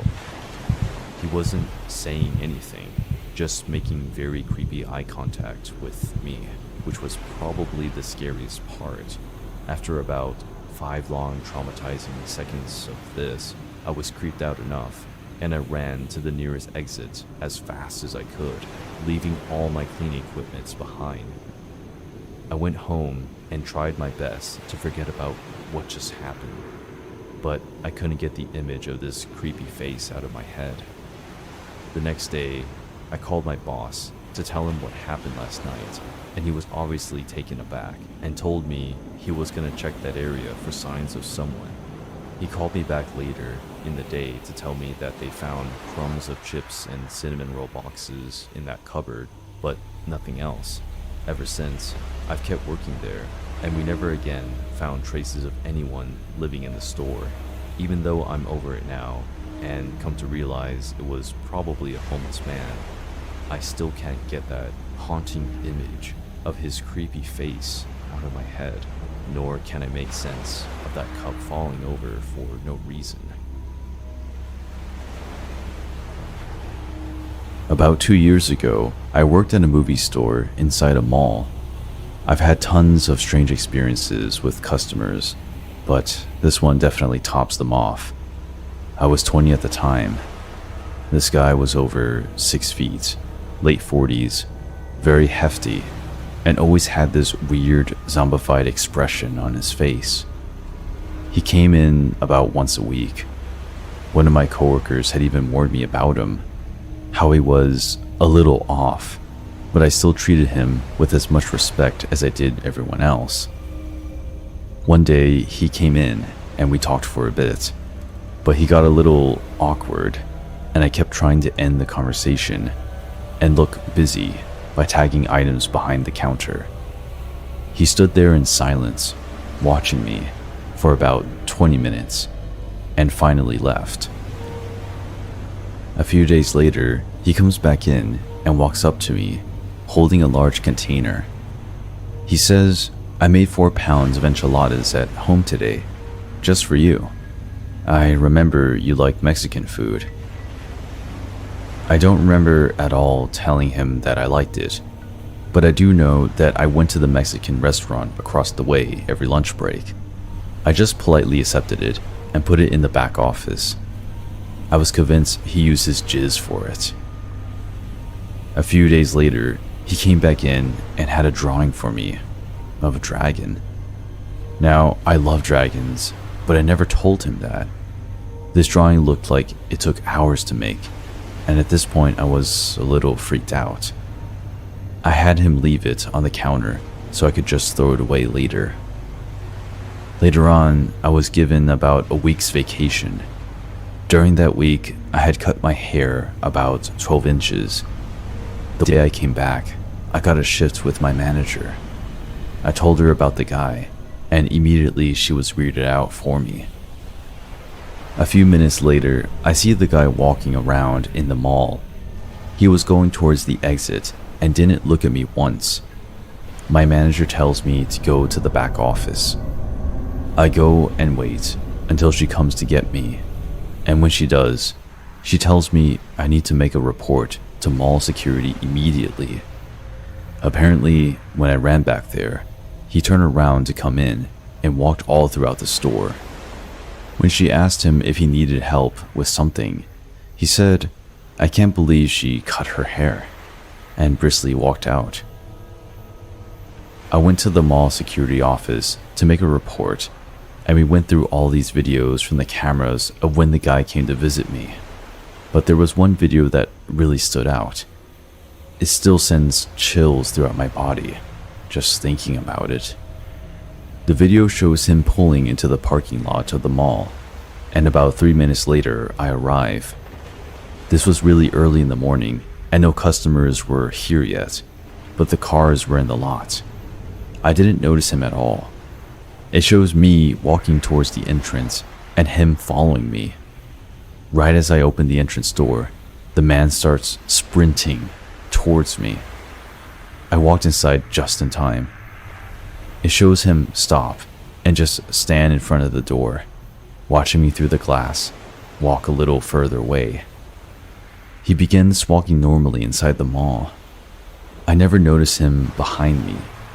It was like watching the last footage before a kidnapping murder on Dateline or something. The video gave me the security every reason to ban him from the mall, and they did.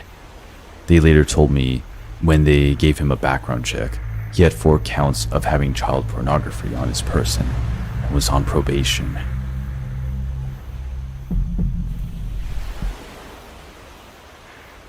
Hi, my name is Aaron. When I was 12, I used to play football after school. Our playground was right behind my school building. So one day, I was playing football, and a friend named Danny kicked the ball so hard that it went off the boundary. I ran in the direction of the ball to grab it. After a little while, as I was looking for the ball, a tall, thin, shabby-looking man out of nowhere appeared in front of me, holding the ball in his hands. His sudden appearance made me froze for a few seconds. Letting go of the questions from my mind of his sudden appearance, I asked the man to hand over the ball to me. He didn't utter a word and kept staring at me. I asked him again, politely, and after a few seconds, he broke his silence and replied, "No," in an unaggressive voice. I was standing in a shocked state, trying to figure out what to do next, as I was gathering all of my courage to ask him again. He said to me, "I have a much better thing for you than this ball." He handed over his backpack to me and said, "Play with this, it's much more fun." Back then, I was just 12 years old, and I was always taught to stay away from strangers and never to take anything from them. So those same thoughts were rolling inside my head, and by the time I was about to give the backpack back to him, he disappeared. He left the ball as well, so I decided to continue with my game. Later that evening, after playing, when I was returning home, I was thinking about that man and his backpack that he had left with me. I reached home and directly went inside my room, quickly looked into the bag and found a laptop. Without wasting any time, I opened it and saw a bunch of instructions on screen. There was a danger sign on one of those instructions, but out of curiosity, I ignored the sign and followed the further instructions. After following those instructions, I reached a website. As I was scrolling down the site, a pop-up came on the screen that says Live. I clicked on it, and a moment later, I saw an empty room with hanging ropes and some syringes filled with different colored substances on the table. It was a completely weird background. I waited for a couple minutes, but nothing happened. I got a bit bored, so I left the laptop and went to sleep. While I was asleep, I heard a weird sound, more like a scream and scratches. I woke up and saw that the laptop light was on. I didn't turn it off before I went to sleep, I remembered. I went to see what was playing on screen and saw the same background as before. Nothing has changed, except now there was this strange sound. As I focused on the screen, a man appeared in front of the camera. I looked closely and say that it was the same guy who I saw at the playground. He was looking very creepy and was dressed like a doctor. What creeped me out even more was that his clothes was covered in blood. As the video continues, I saw 3 men tied on chairs, and they were all screaming, "Help, please help us." Then the man came in front of the camera, showing a syringe, and said very politely to me, "Let's play a game." It was one of the syringes which I saw earlier on the screen. He asked me to pick any color. I was awestruck and did not reply. After a while, he shouted and asked me to pick any one. Out of fear, I randomly chose red. He suddenly started laughing. Good choice. The screen turned black. After waiting for a few seconds, the screen got clear, and I was horrified by what I saw, and I started to shiver. One of the men was missing from the chair he sat in, and in the background I could hear loud screaming. The scream was someone in pain, while the man stood there smiling. After a few seconds, the man stopped screaming, and I heard nothing. To say I was scared was an understatement. I was terrified. I was still trying to gather my thoughts, but he was not over his dreadful deeds. And here he comes again on the screen with the other 2 syringes, and again asked, "Pick one."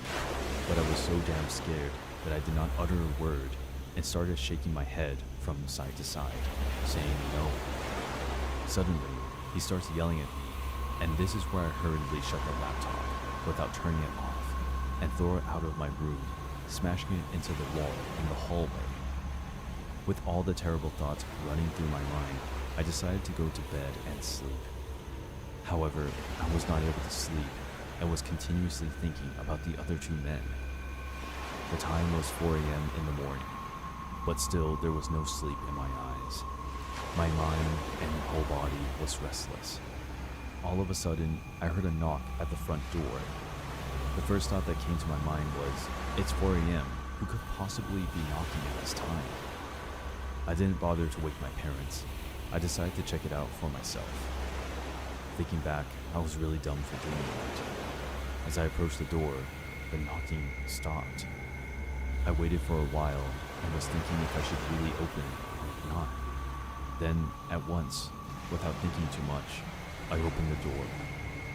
To my surprise, no one was there. However, there was a box lying on the ground in the doorway. On the box, there was a note that read, "Let's complete the game. You have to complete it, or else." Danger sign. What the? I thought to myself. I was scared for my life at this point, so I decided to take the box with me to my room. I opened it up, and there was another laptop inside. This time, I completely made up my mind to not open up the laptop, but at the same time, I was having my second thoughts about the note. You have to complete it, or else. I opened the laptop, and a pop-up came on the screen. Click here. I was shitting my pants at this moment, so I clicked.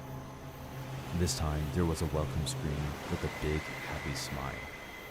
All of a sudden, the screen went black, and a man starts laughing in the background. Again, the same man came in front of the camera and says, "Welcome back, little man. Let's continue from where we left off." I started begging him to let go of those two men and stop doing such awful things.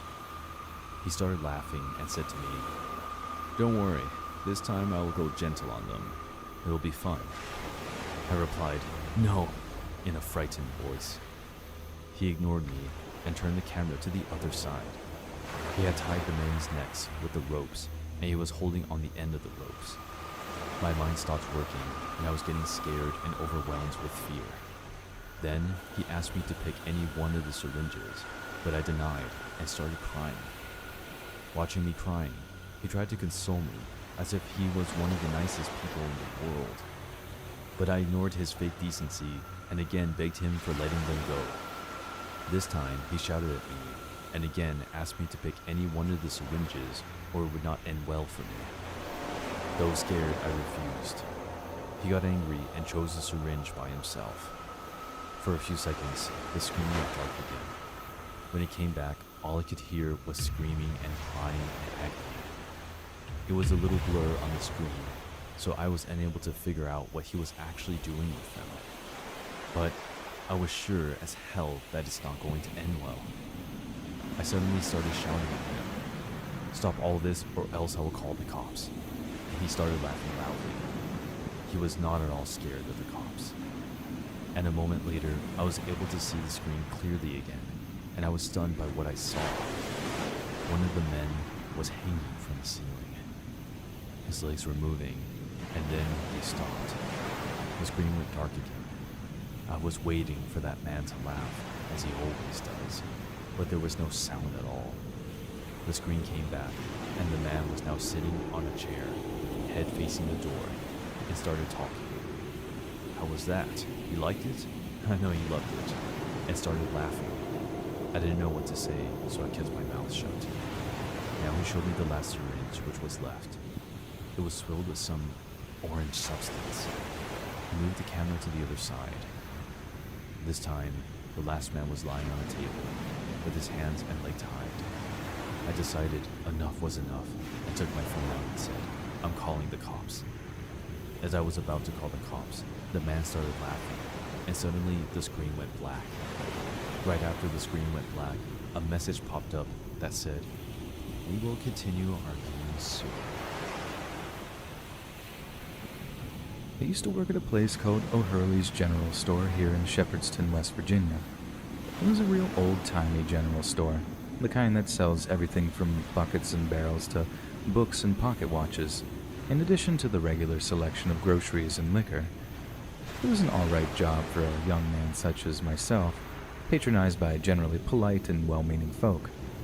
Sure, I had a fair few drunks get a little rowdy when I wouldn't sell them hard liquor on a Sunday, but nobody ever put a gun in my face. But that ain't to say that I didn't have one or two incidents in there that put the fear of God in me, and this here is one of them. So I'm working late one Saturday night, stacking shelves and cleaning house, when a man walks in wearing a black tailored suit. It was one of those that fit him like a glove and gave off an obvious air of wealth, which marked him as an out-of-towner in my book. But that suit was just about the only normal thing about him. He was white as the cotton fields, so pale he was almost gaunt, with razor-sharp facial features and slick-back silver hair. I hear the little bell on the front entrance tinkle, so I do my thing and walk back behind the counter to serve him, which is where I laid eyes on him. He walks up to me, and with this wolfish smile on his lips, asks me for a can of lighter fluid. I fetch him what he asked for, making a little small talk as I ring him up on the register. I asked him where he's from. "DC," he replies, "just passing through." I gave him a polite smile and asked him if he was one of those politician types, to which he gives the vague reply of something like that. He then proceeds to take out the biggest roll of dollar bills I'd ever seen in my life, all hundreds from what I could tell, then places one down on the counter in front of me. I give the man his change, remarking that it's a good thing it had been a busy previous few hours, or he'd have wiped me out for change. I said it in this fairly jokey tone, expecting him to at least give a polite chuckle in return, but he doesn't so much as smirk. He just takes out the Zippo lighter from his suit pocket, just about the shiniest I'd ever seen, and proceeds to fill it up with the lighter fluid right there in front of me. I've seen a fair few of those lighters in my time, but never one that I could have sworn was plated with silver. I figured he must have been hankering for a smoke, something fierce, and I told him as such, but he replied that he didn't smoke. Right as he says that, he finishes up filling up his lighter, but not before accidentally spilling a little of the lighter fluid onto his finger. Then just before he pieces the shiny-looking Zippo back together, he brings the finger to his mouth and sucks the drop of flammable liquid from his finger like it was a drop of homemade wine or something. Now, naturally, I quietly recoil when he does that, not quite being able to believe what I just witnessed. He sees me do so and shoots me another one of those wolfish grins like he enjoyed the idea of freaking me out like that. I was just on the verge of asking him what that was all about when I hear the doorbell of the general store tinkle again. I look over towards the front entrance and in walks this young lady who looks to be about the same age as my little sister. Couldn't have been no older than about 14 years old. Only she's dressed much younger, almost like how you'd expect a toddler to dress, in this denim skirt type thing with white embroidered flowers on it. She addresses him as Daddy, so I figured it was his daughter, and tells him she needs to use the bathroom. The man in the suit then turns to me, asks if there's a bathroom that his daughter can use, so I give him the key to one that we had inside the store. Only instead of just handing it to his kid, he takes out a little leather wallet-looking thing from his jacket and hands that, the lighter, then the key to the little lady, who then makes her way off towards the door before locking it behind her. I started to feel incredibly uncomfortable. Something about the whole situation just didn't sit right with me at all. I had a sneaking suspicion of what was contained inside the small leather wallet thing, but I didn't feel like I was in any position to confront the suited man on it, especially not based solely on a hunch. But it wasn't just that. The kid looked absolutely nothing like him. She had these soft, rounded, delicate features along with real curly hair, while the suited man's face was so sharp he looked like he could have cut a swath through a pumpkin patch. And the way she called him Daddy, a girl that age should be well on to calling her father Dad, Pop, or anything but Daddy. I tried to distract from my discomfort by asking him where he and his daughter were headed. "You ask a lot of questions, don't you, young man?"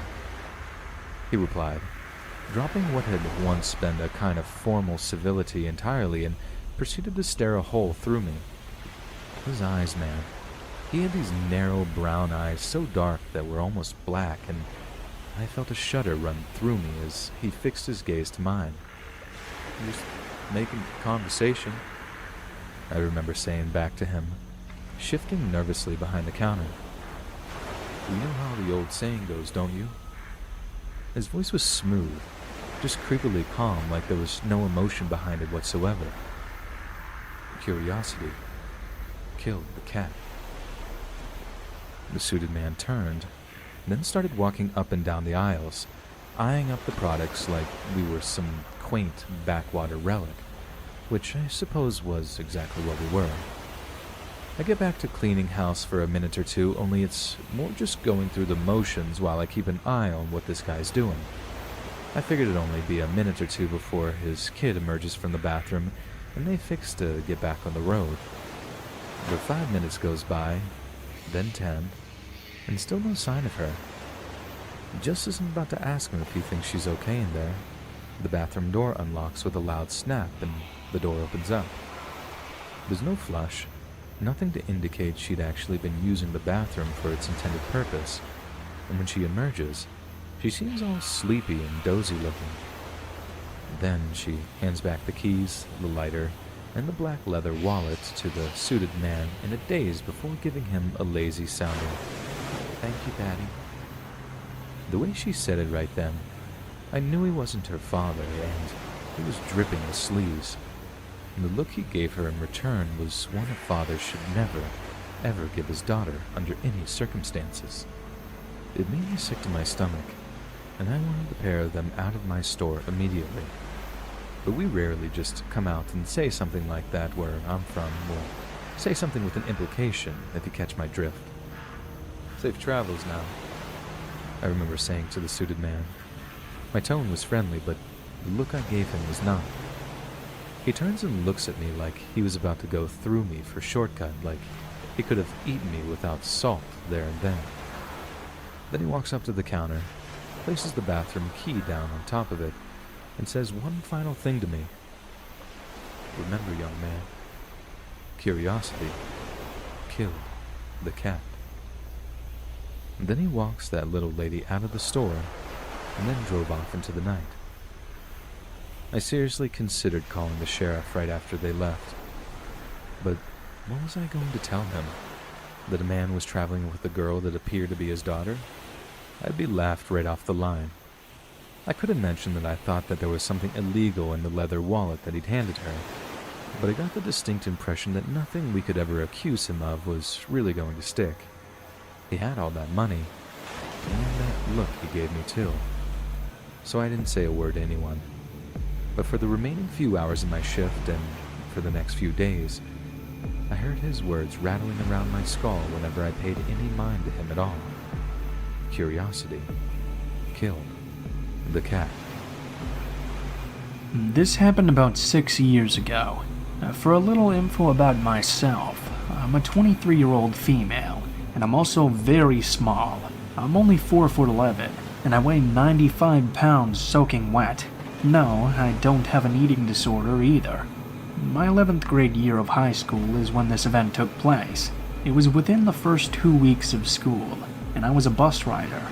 We had this new bus driver. Me being a very social person, I always thanked him for his services and was always super nice to him. I believe that's where I messed up. One day after school, I was riding the bus. I was always one of the first to be dropped off, so when I realized I had been on the bus for an extra 10 minutes, I was a little curious. I chalked it up to the fact that bus routes normally get changed all the time. At this point, I had been on the bus for about 30 minutes, and there were 2 kids left, an old friend of mine and, of course, myself. This friend of mine lived in a very remote location, and there was absolutely no cell service out there, so when we dropped her off, I couldn't call my parents to let them know what was happening. My friend tried really hard to convince me to get off at her stop. Little did I know I should have listened. As we were leaving this area, the bus driver pulled into a cemetery. He told me to look out my window, and when I did, I saw a torn to shreds baby deer. My whole body went into shutdown mode. I didn't know how to react. My initial reaction was to pull out my phone and call my parents, when I suddenly remembered that I had no signal. I got up and ran to the back of the bus, and keep in mind I was the only kid now. We sat by the deer for a good 10 minutes. The whole time I'm in the back, and my blood was absolutely boiling. It took everything in me not to run off that bus and look for help. But when we started to leave, the driver just started talking about random things. How he loves his wife, loves his new job as a bus driver. The whole time he was barely paying attention to the road. I got on my phone and went to Google Maps. Thank God they work even without service. I realized my house was 15 minutes from where we were, and I was super excited to be going home soon. Boy, was I wrong. This jackass took a ton of back roads and kept talking to me. The whole time I'm sitting in silence, still with no service on my cell phone. About 20 minutes later, I started to see landmarks that were around my neighborhood. I looked down and there's service on my phone finally. I immediately called my dad, but he didn't answer. Not even 2 minutes later, though. We pull into my neighborhood and he suddenly drops me off at my house. I wanted to run, but for some reason, I just stood in my yard and stared at him, frozen in fear. Eventually, he slowly pulled off, and when he did, I took off running into my house. My parents were in the room, freaking out about where I was. My mom started grilling me about where I was and what I was doing. I get out of school at 2:15, and I didn't get home until around 4:45-ish. On a normal day, I would get home at around 2:30, so my mom was very upset. My dad's phone was dead because he had tried so many times to call me. I began to cry and tell them everything that had happened. My dad was furious, called my school and used my mom's phone to record the whole conversation between my dad, the principal, and myself. But thankfully, the principal was just as extremely pissed off about what had taken place as my dad was. My mother was just cuddling me, asking me if I was okay and if the man had done anything else.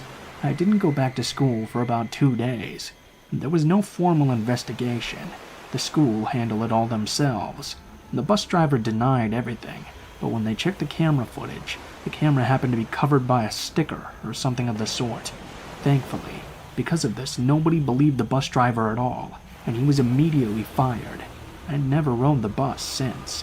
I know this isn't as creepy as most stories, but it's still the most bone-chilling experience I've ever had.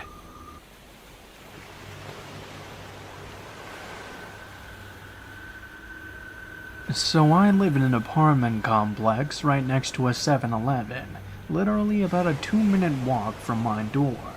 So, since all this quarantine lockdown mess, I'd been staying up later than usual, maybe around 2 or 3 a.m. most nights. So last night, a little bit after 12, I had a taste for some chips, and decided I'd just go cross the street to 7-Eleven real quick, which I go to regularly.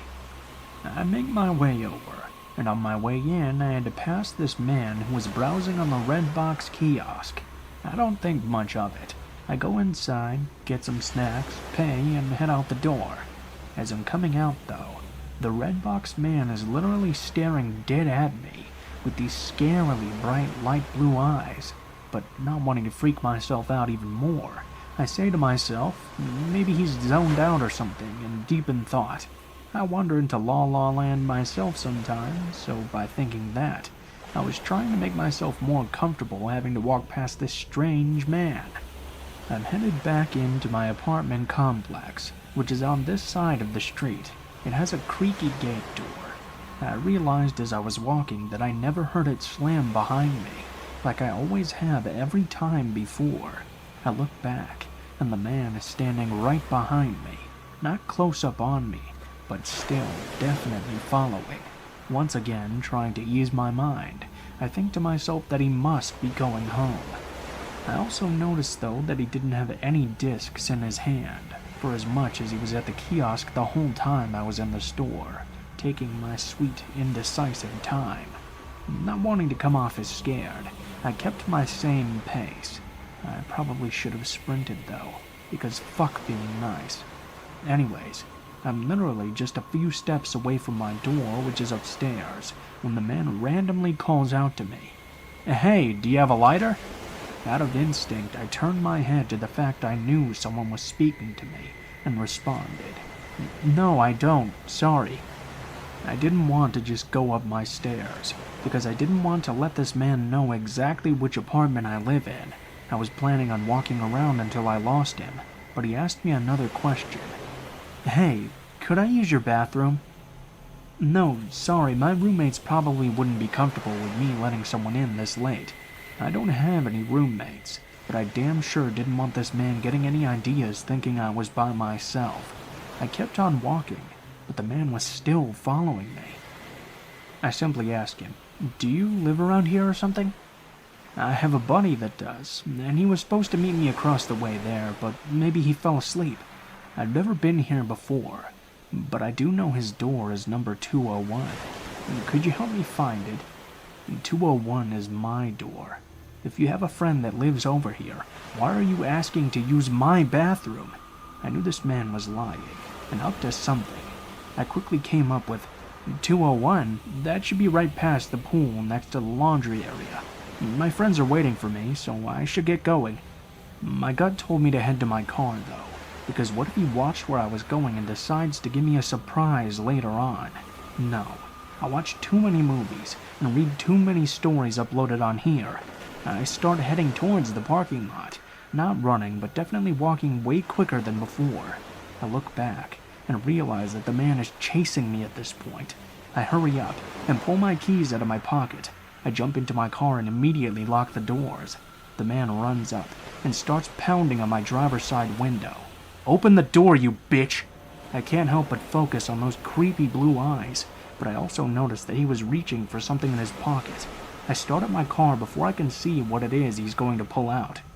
I heard a loud pop, but I didn't give a fuck in that moment, as long as I could get the fuck out of his presence. I drove for about 5 minutes down the street to this Arco gas station before I finally called the police. And waiting on the police to arrive, I noticed what the popping sound was. This wacko had popped my back tire with a switchblade.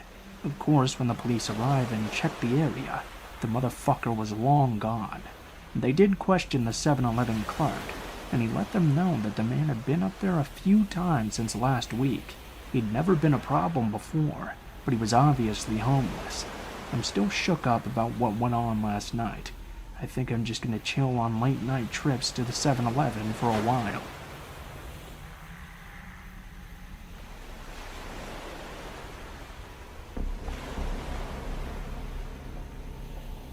My name is Charlie. I used to smoke a lot of weed back in the day when I was a teenager, but it became very bland and boring. But I also told myself not to try any other drugs. At school, my friend Christine told me that she heard the best weed was on the dark web. I knew a little about the deep and dark web, but I thought that drugs would be something geared more toward the deep web. Maybe I didn't know as much as I thought. My friend got with me later and told me she ordered me some weed. About a week later, I was at home by myself on a Friday night when someone knocked at my door. I went to the door and looked out of the peephole and saw some guy with a black t-shirt, black Yankees cap, with sunglasses on, and it looks like a box in his hands. I was immediately skeptical because it was 9 p.m. He didn't need sunglasses at night, and no one delivered packages this late. I didn't say anything because I figured he would just walk away.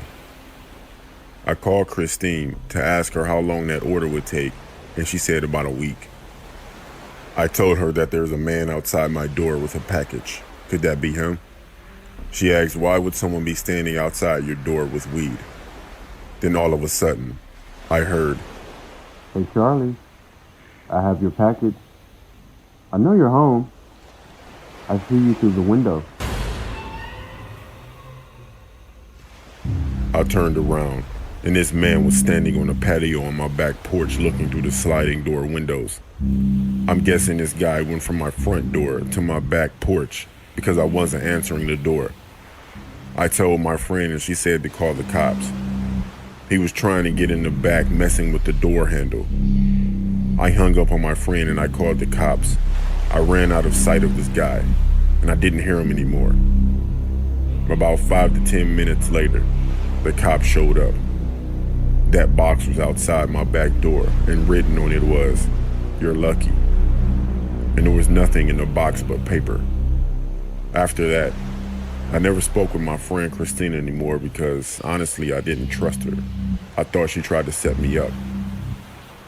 Anytime someone brings up the dark web or even the deep web, I will either change the topic or I'll be quiet. I used to visit it occasionally, but after that situation, I've never done it again.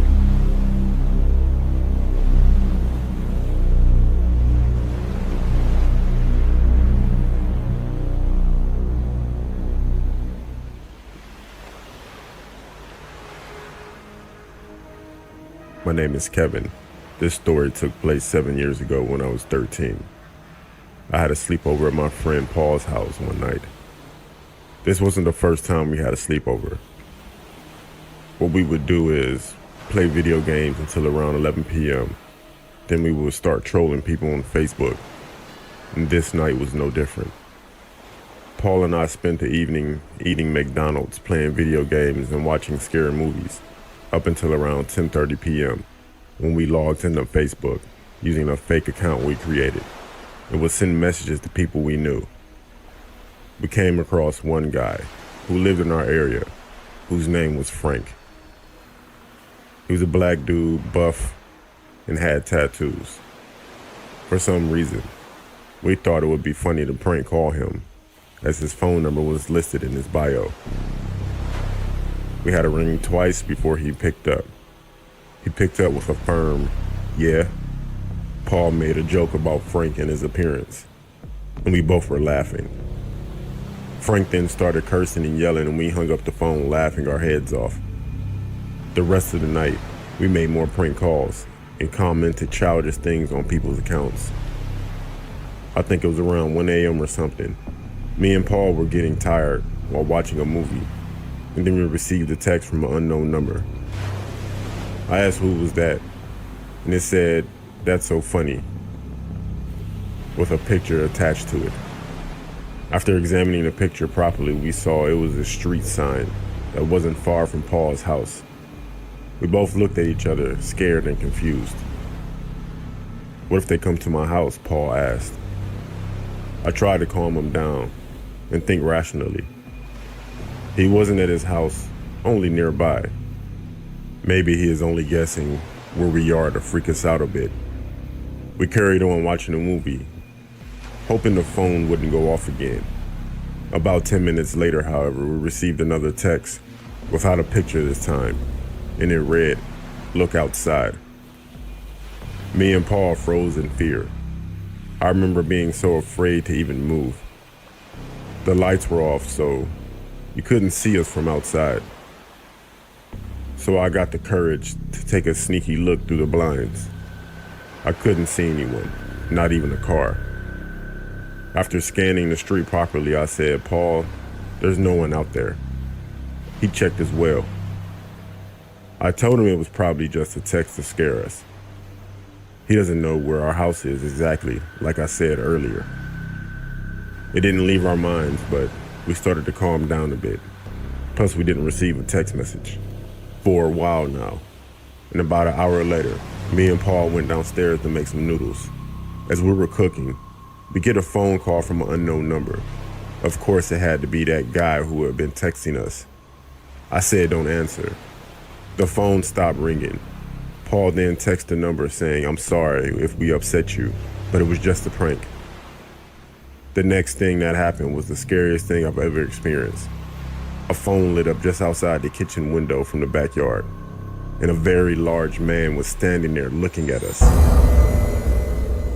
It was Frank. He looked so angry and held up a large knife and made a huge scratch into the window to where our necks were. We jumped out of our skin, screamed, and ran upstairs to Paul's parents. We told them there was a man outside. They came down and checked the backyard, and Frank was gone. We didn't tell the whole truth as we were afraid of getting in trouble. I don't think we slept the whole night. We still had sleepovers at Paul's house, but we never pranked or trolled anyone again. We also didn't hear anything from Frank, but we didn't need to. We got the message.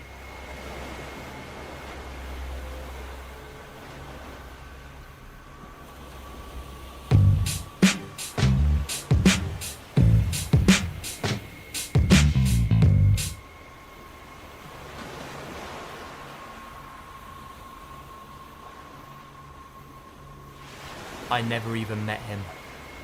I didn't know his name or face. I was blissfully unaware of his very existence. I will never know why or when it started. I'm glad for that, I guess. I moved into my very small apartment in February of last year. My landlord, Olivia, was a sweet older woman who would cook too much food and bring me leftovers. She was great to me, even after I told her my problem. I'm antisocial, but she didn't mind renting to a reclusive young girl who reminded her of her daughter. Every few weeks, she would knock on my door and then leave, letting me know she was leaving something for me. I loved that. Not even my family would cook so well.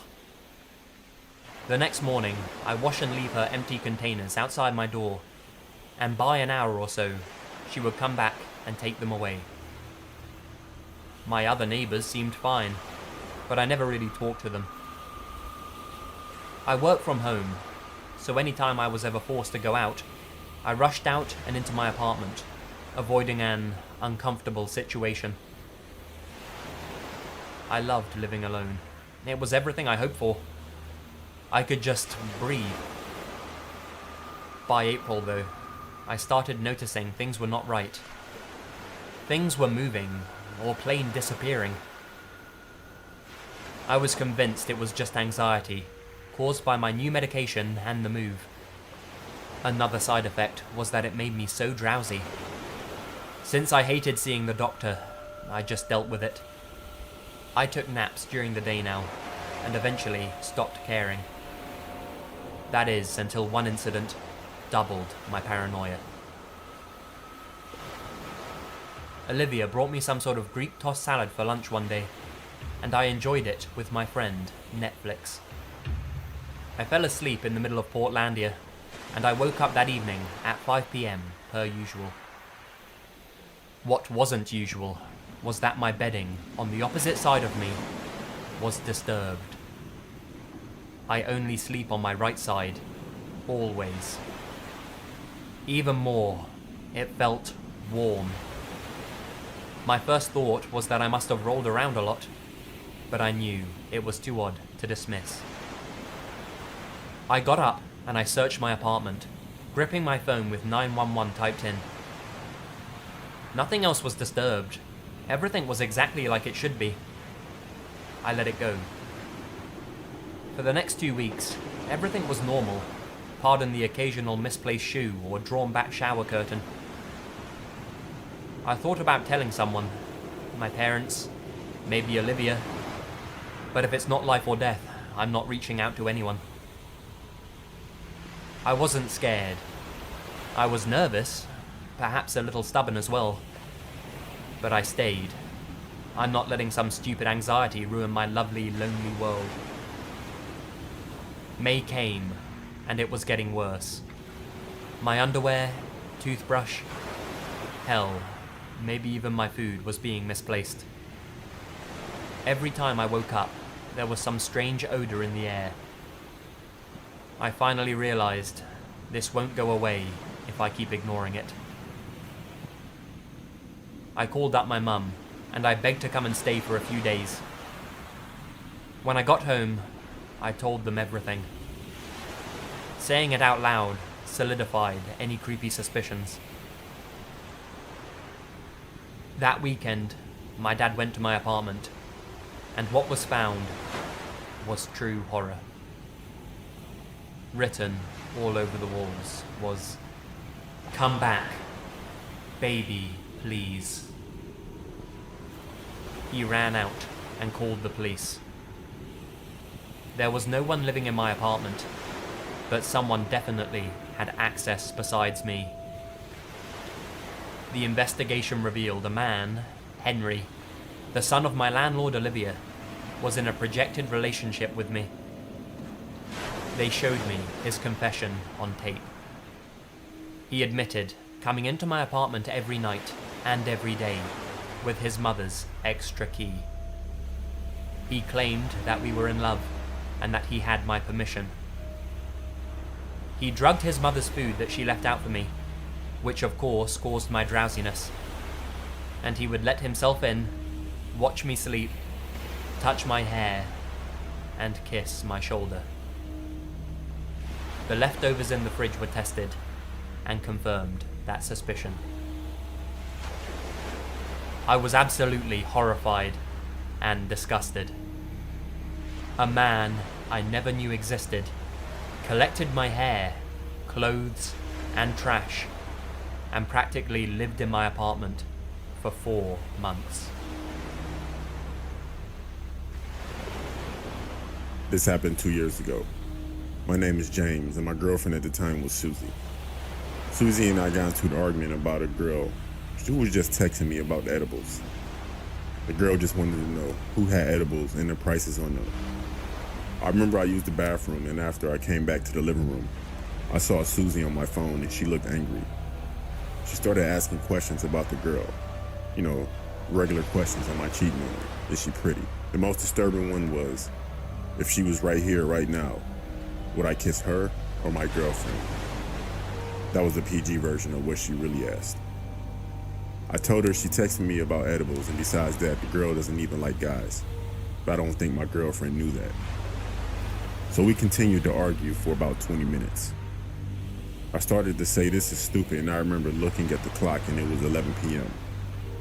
Since she was staying over that night, I told her we should just stop fighting and try to get some sleep or watch a movie. We agreed and turned on a movie. We were watching Don't Be a Menace in South Central while drinking a juice in the hood. As we were watching the movie, I noticed she was on her phone typing fast and just really involved in her phone. Every time I leaned in a little closer to see what was going on, she would always move her phone away and just give me a cold shoulder. We continued watching the movie until I heard somebody at my door. I said, I wonder who that could be at this time. Again, I looked at the clock, and now it was 1 a.m. My mom was in her room asleep, but after she heard the doorbell, she woke up asking who that was. I told her I didn't know, but I was going to find out. So as I started going to the door, I heard whispering from my girlfriend, like she was on a phone or something. I didn't really pay attention to it, so I finally got to the door and I looked through the peephole. I was met with some tall dude, wearing mostly all black. I talked to him through the door, and I asked him, what do you want? He replies with, I'm just here to drop off a package. Sorry I'm late. And I was thinking, who delivers a package at 1 a.m? So I told him to leave, and he could come back some other time to deliver the package. He said no, in a deep, commanding voice. Just in that moment, my ex-girlfriend Susie comes walking towards me with a grin on her face. She says to me, so you're really not going to tell me who that girl was texting you? I explained that she wasn't anybody, and I didn't know her like that. And this is the wrong time to be asking me a question like that when there's somebody at the door I didn't know. To this day, what she said still gives me the chills, just thinking about it. She said, the guy at the door, he's here to get rid of you. At first, I gave out a nervous laugh and said, that's not funny. She said, yeah, it is. Well, at least for me it is. As this was going on, the guy at the door kept messing with the door handle, trying to get in. So I was leaning up against the door, preventing him to come in. As I looked behind me, Susie was gone. A few seconds later, she comes back with a knife and said either he's going to get you or I will. I started flipping out and thinking, what am I going to do? I can't die right here. Just in that moment, I heard a commanding voice saying, back away from the door or we'll shoot. I thought to myself, what the fuck? So I swung open the door, and there was the police. One of the police officers told Susie to drop the knife because when I took my eyes off of her and I opened the door, she was right behind me, like literally right behind me. But the officer saying that must have scared her, and she dropped the knife immediately. Apparently, while all this was going on, my mom called the cops and explained the situation the best she could. She pretended to be asleep so she wouldn't cause attention to herself and could get help as fast as she could. The police arrested both of them and took them to the station. Apparently the guy that was there was her cousin. And the whole time the movie was playing, she was texting him, telling him to come over and quote unquote, deal with me. I'm just happy that I'm still here today. My mom saved my life. I don't even want to imagine what they would have done with me.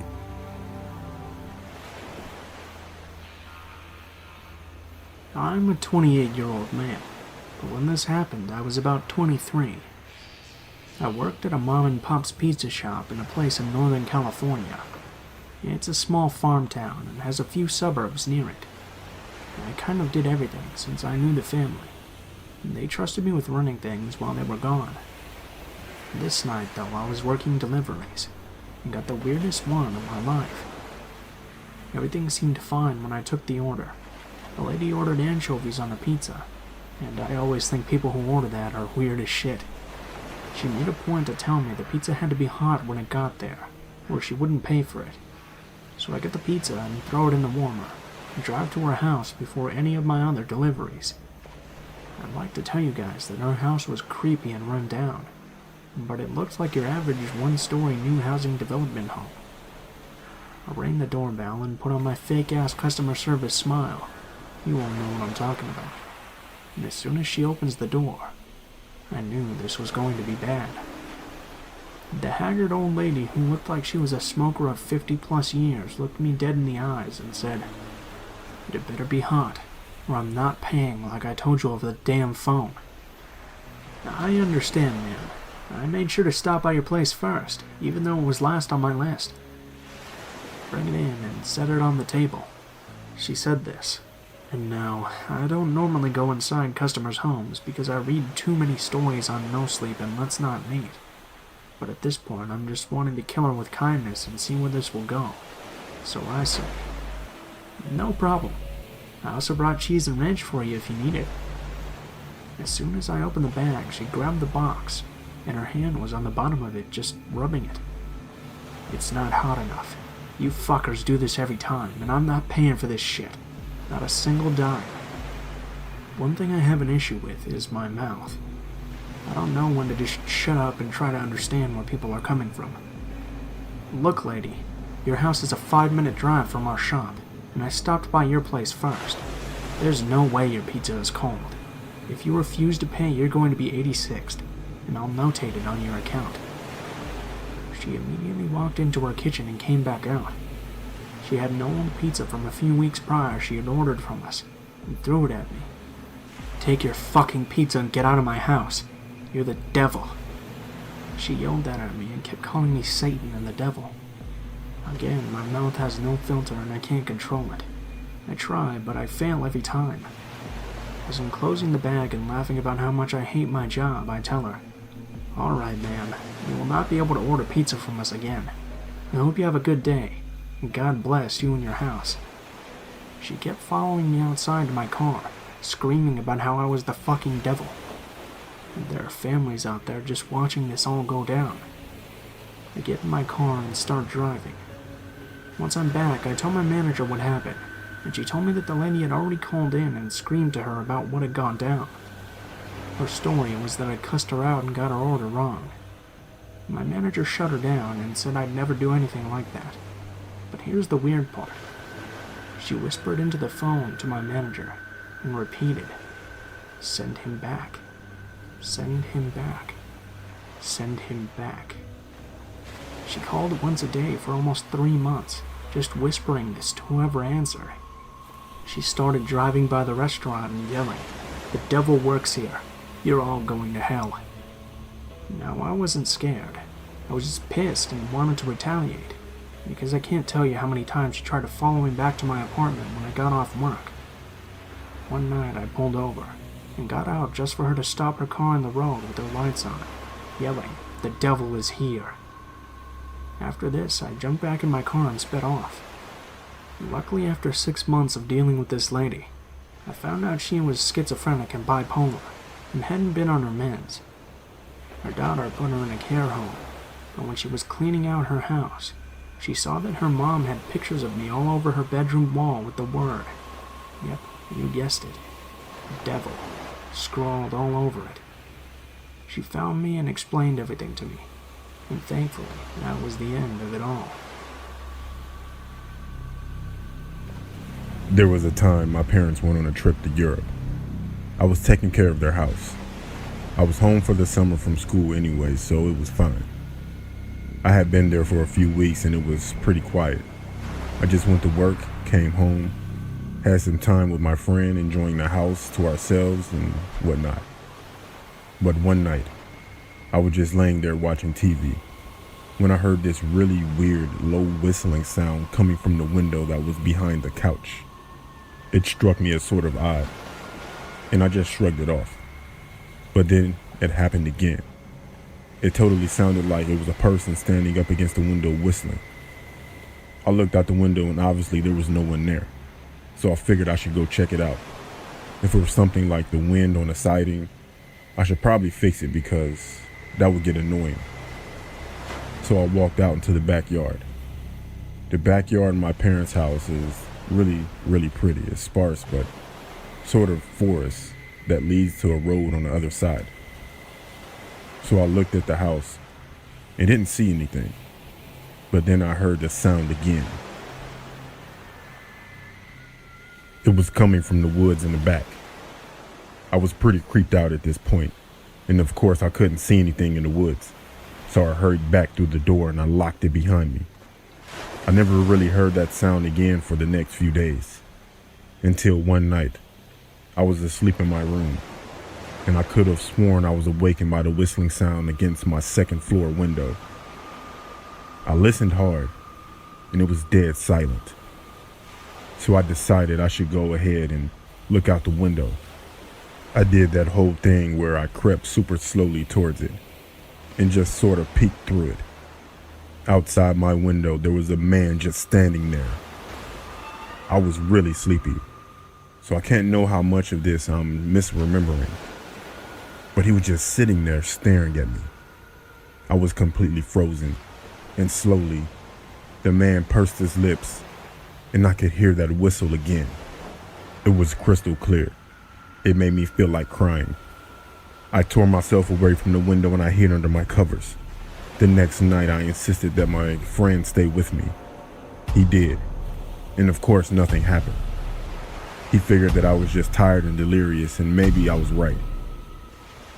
It gets kind of anticlimactic here, but I didn't hear it for another week or so. And when I did, it was just one small whistle, just happening randomly, coming from a wall or something like that. It just happens every week or so, and it always freaks me out tremendously. To this day, I would never stay in that house alone anymore.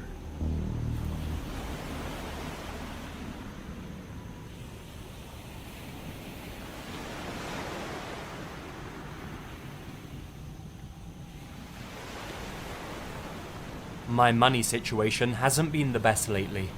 With rent and bills to pay, it's been a struggle. In my attempt to make ends meet though, I met someone I wish I hadn't.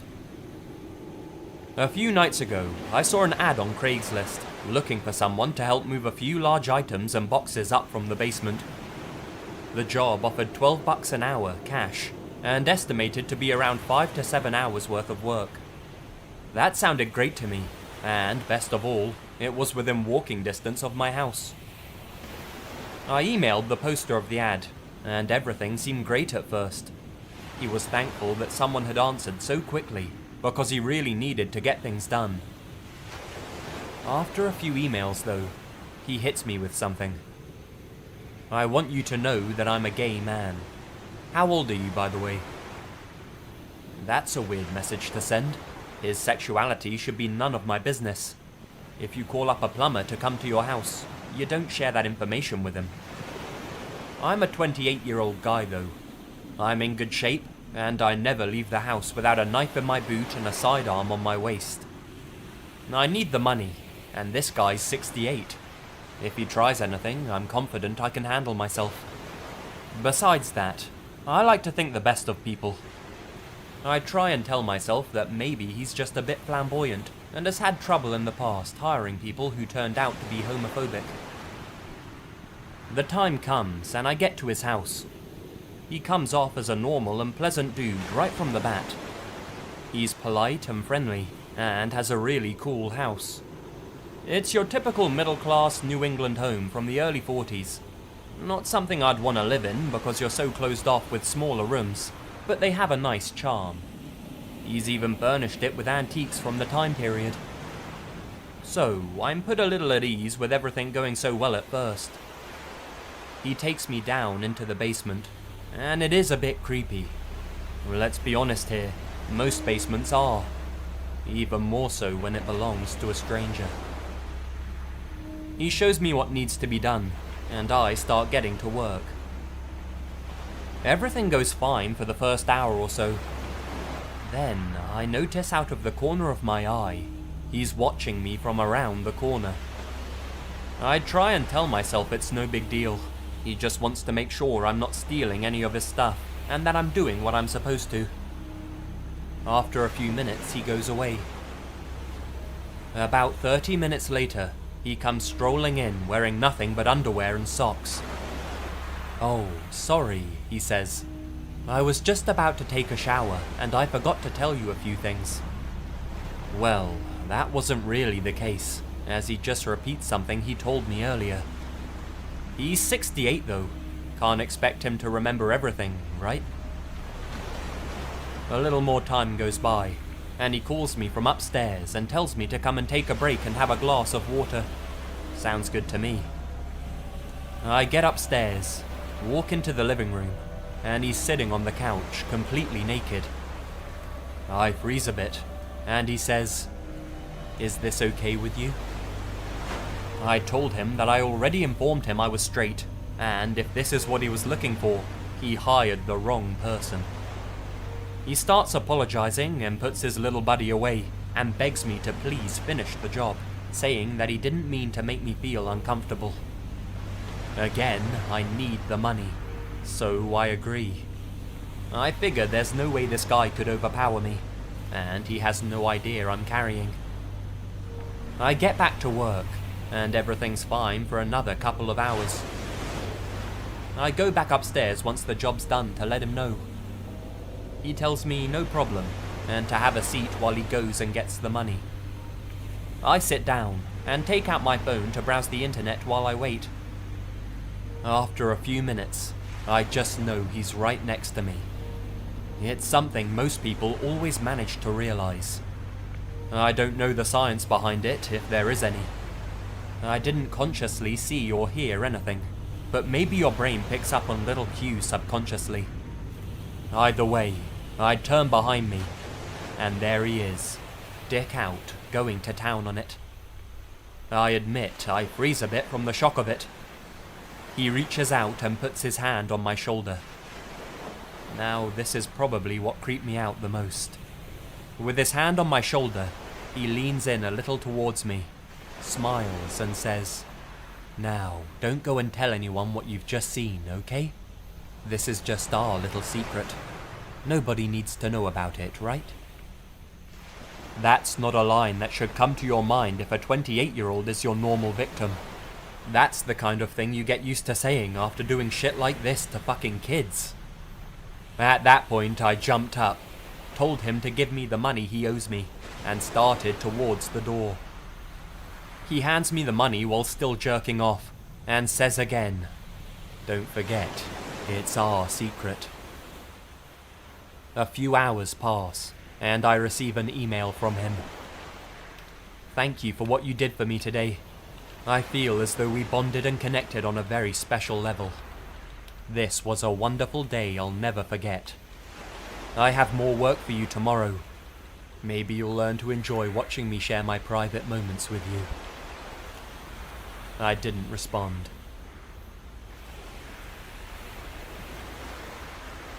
Being a single mom is hard.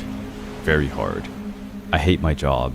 I have a slew of late pickup charges from my son's daycare, and my body has gone fat from years of fast food dinners and alcohol abuse. Every day is a struggle. My mind is a prison cell, and I lost the key to the door so long ago that I don't even care to look for it anymore. That is why when I won a trip to Disney World through my company's annual raffle, I nearly cried tears of joy. Nothing good ever happens to my son and I. The list of our misfortunes are as long as my arm, and this trip provided us with the one thing that we thought we would never recover: hope. Hope not just for a fun week, but hope that maybe the perpetual muck that has overtaken our lives ever since my husband left us 5 years ago would finally start to dissipate. You can imagine my horror then when I lost my son during the final day of our trip. We were making our way over to Space Mountain when suddenly I had to use the restroom. I told my son to sit on a nearby bench while I did my business, and then disappeared into the first clean stall I could find. When I exited the restroom a few minutes later though, he was gone. Fear gripped me as I whirled my head around the scattered crowd, trying my best to locate him before he wandered out of sight. My efforts were futile though. I spent the next 5 hours scouring the park in a panicked frenzy. No matter how hard I looked though, I couldn't find him. Just as I was about to call the police, I found him sitting on the bench that I had left him on earlier that day. He was wearing a full-body Mickey Mouse costume, and I would have walked right past him if I hadn't recognized the worn-out Scooby-Doo backpack resting on his knees. I ran over to him and wrapped my arms around his head. His body was limp in my arms. If it wasn't for the steady rise and fall of his chest against my thigh, I would have thought he was unconscious. Where have you been? I swear I looked all over Magic Kingdom for you. And where did you get that Mickey Mouse costume? He didn't answer. It was at this point that I became concerned. My son is normally very talkative. It was unlike him to be so reserved, especially after such a traumatic event. Why don't you take off that mask? I want to see that you are okay. I reached down to pull off his mask, but he swatted my hands away with such force I staggered back a step. Never before had he hit me. The blow surprised me so much that I stood there, motionless on the sidewalk for almost a minute, unsure of how to respond. Eventually, though, I regained my wits and sat down on the bench next to him. "I know you are scared," I said, "but everything is all right now. We're together again. You're safe." Once again, no answer. "Why aren't you talking to me? Are you hurt?" No answer. I tried for several more minutes to get him to respond, but I might as well have been talking to a mannequin. All he would do was sit there unmoving on the bench, staring off into the distance through his mouse eyes. The only time he would move was to swat my hands away every time I tried to remove his mask. We sat on the bench for over an hour before I grabbed his hand and led him back to our hotel room. Luckily, he didn't resist as I maneuvered him through a crowd. To my surprise, he followed me with dog-like docility and even allowed me to tuck him into bed that night, Mickey Mouse costume and all. I debated that night whether to contact the park authorities about his disappearance and stolen suit, but decided against it. My gut was telling me that I should, but I was just too exhausted to prolong the matter. He seemed relatively unharmed for one thing, and we had to get to the airport by 6 the next morning. Calling the authorities would potentially extend our stay, and I couldn't afford to buy another pair of plane tickets. So, I kept the matter to myself and drifted off into a light sleep the moment my head hit the pillow. We arrived home around sunset the next afternoon.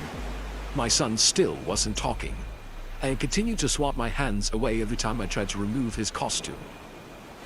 At this point, my concerns skyrocketed. Not only was his behavior so bizarre, but he hadn't eaten or drank anything in over a day. Unless he was sneaking food and water while I wasn't looking, he had to be on the drink to dehydration. I decided to take him to the doctor early that next morning. Something terrible had obviously happened to him while he was missing, and I felt like a failure mother for waiting so long to get him help. When we arrived at the doctor's office, he threw such a fit that the nurses had to restrain him. No matter how hard they tried to remove his mask, though, he always found a way to counter their efforts. It was as if that thing was plastered onto his head. Eventually, the doctor became so concerned that he decided to do an X-ray. He told me that it was the quickest way to assess his health through the costume, and that they would devise a plan while the X-ray processed to remove his mask. I thanked him for his help and then watched as they escorted my son into another room. The doctor returned a few minutes later. His face was so pale, I feared that he might pass out. "We finished the X-ray," he said, voice shaky. "Thank goodness," I said. "Is he all right?" The doctor stared at me for almost a minute without responding, hands shaking. "Is something wrong?" His head and spinal cord are the only parts of him underneath the costume. The rest of his body is missing.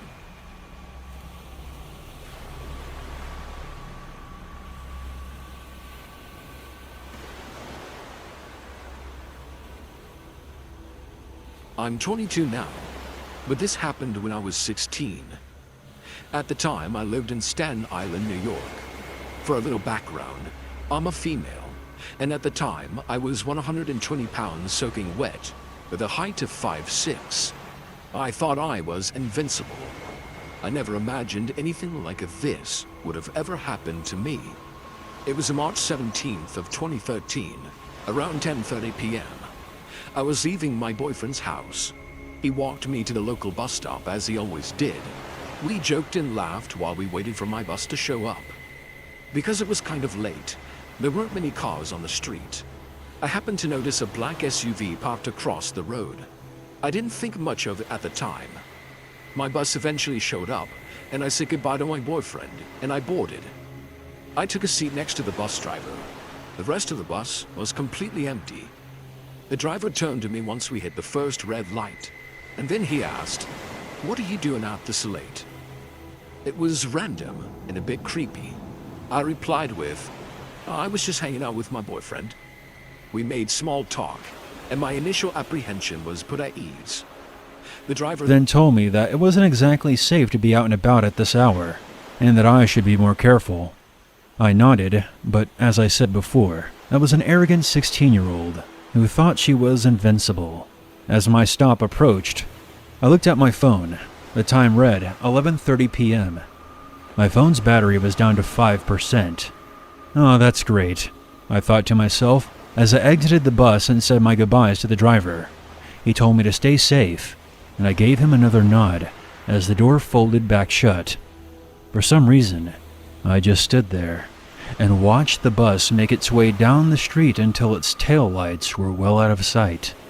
As I stood there at the empty stop, a sensation of what I can only describe as impending doom came over me.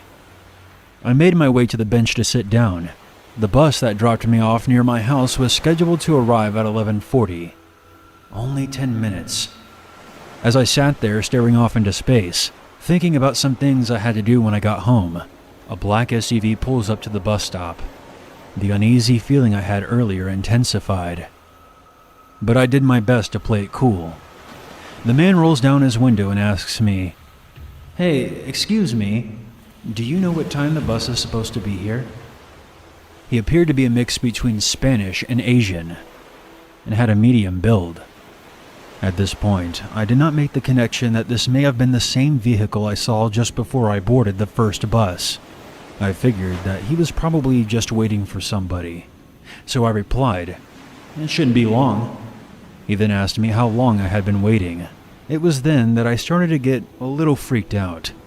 This guy was giving me the creeps. But I considered that I might be just overreacting. Perhaps he was just trying to pass the time. But still, I kept my guard up. I answered that I hadn't been waiting long. He then proceeded to try to make more small talk. I was trying to be polite, but I also kept looking at my pitch-black phone screen, trying to subtly hint to him that I wasn't interested in conversation. It was dark out by this point. The only luminescence was coming from some distant streetlights. However, there were also 2 big trees outside the bus stop that were positioned in such a way that they blocked out most of the light, so if this guy tried anything, the dark would have provided decent cover. I nervously clenched my phone, the uncomfortable feeling inside increasing with every passing second. He then told me that he was new to the area and didn't know his way around too well. He claimed that he was in the army and was stationed nearby. He then asked me where the beach was. "It's just down the street." I told him in a very matter-of-fact way, as if to convey, maybe you should go there so I don't have to look at you anymore. It was then that our eyes met. I could see his face very clearly. His eyes were not like any normal human's eyes.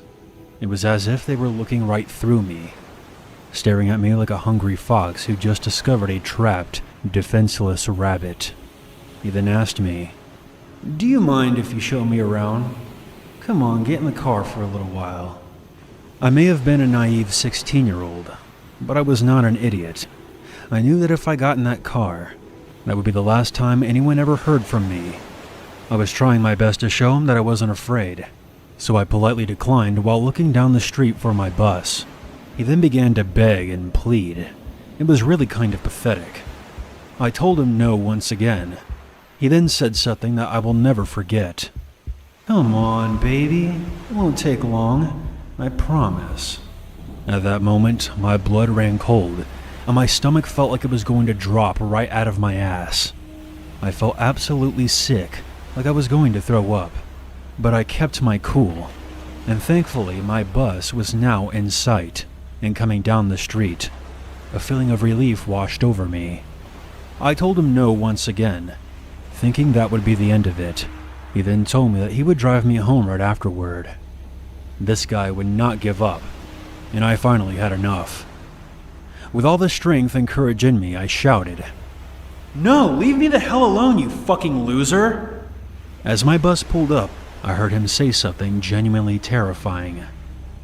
And I quote, "Fine, bitch, I'll just follow you and see where you live." My heart started to race. My hands broke out in a cold sweat, and my body began to tremble with fear. I quickly got on the bus, and honestly, I don't know why I didn't tell the bus driver. I think I was just in a state of shock, and was hoping that Mr. Jailbait Hunter in the SUV didn't mean what he said, and that he was just pissed off and trying to scare me.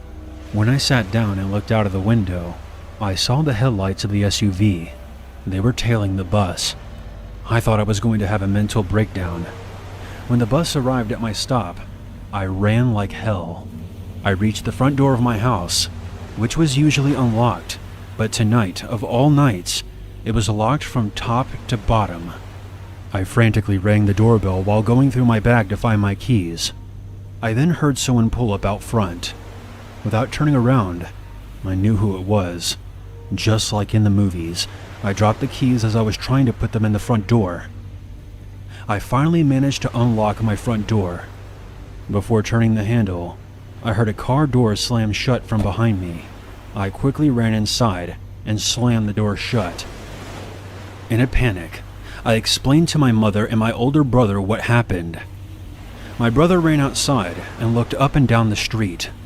I was shaking, absolutely consumed by terror. My emotions finally got the best of me, and I could no longer hold back my tears. We called the police, and they came and searched the area.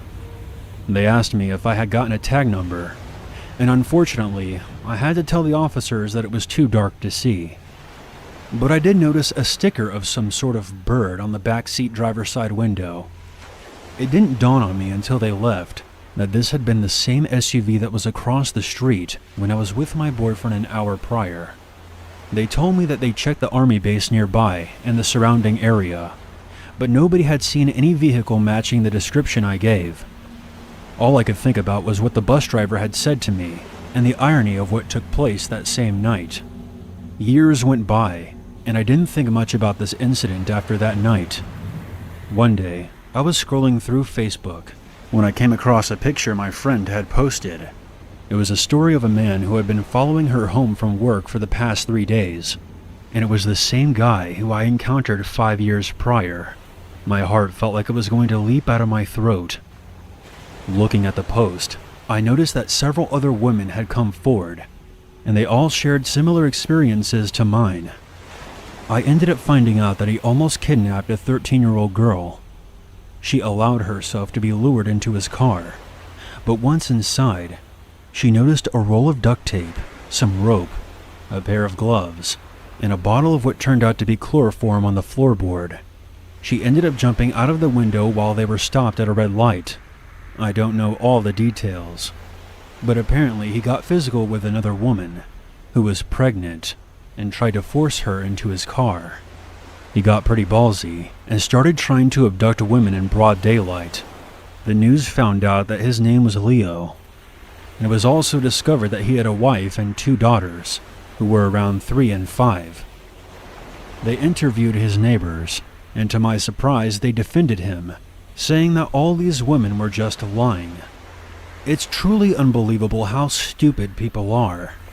5 separate accounts from 5 different women who have no connection with each other have come forward and shared their experiences. Could you please dislodge your head from your ass and face up to the facts? Anyway, to this day, I have no idea whatever became of him. The last I heard, he was still at large. I hope they caught him, so no other young women have to be subjected to this monster ever again.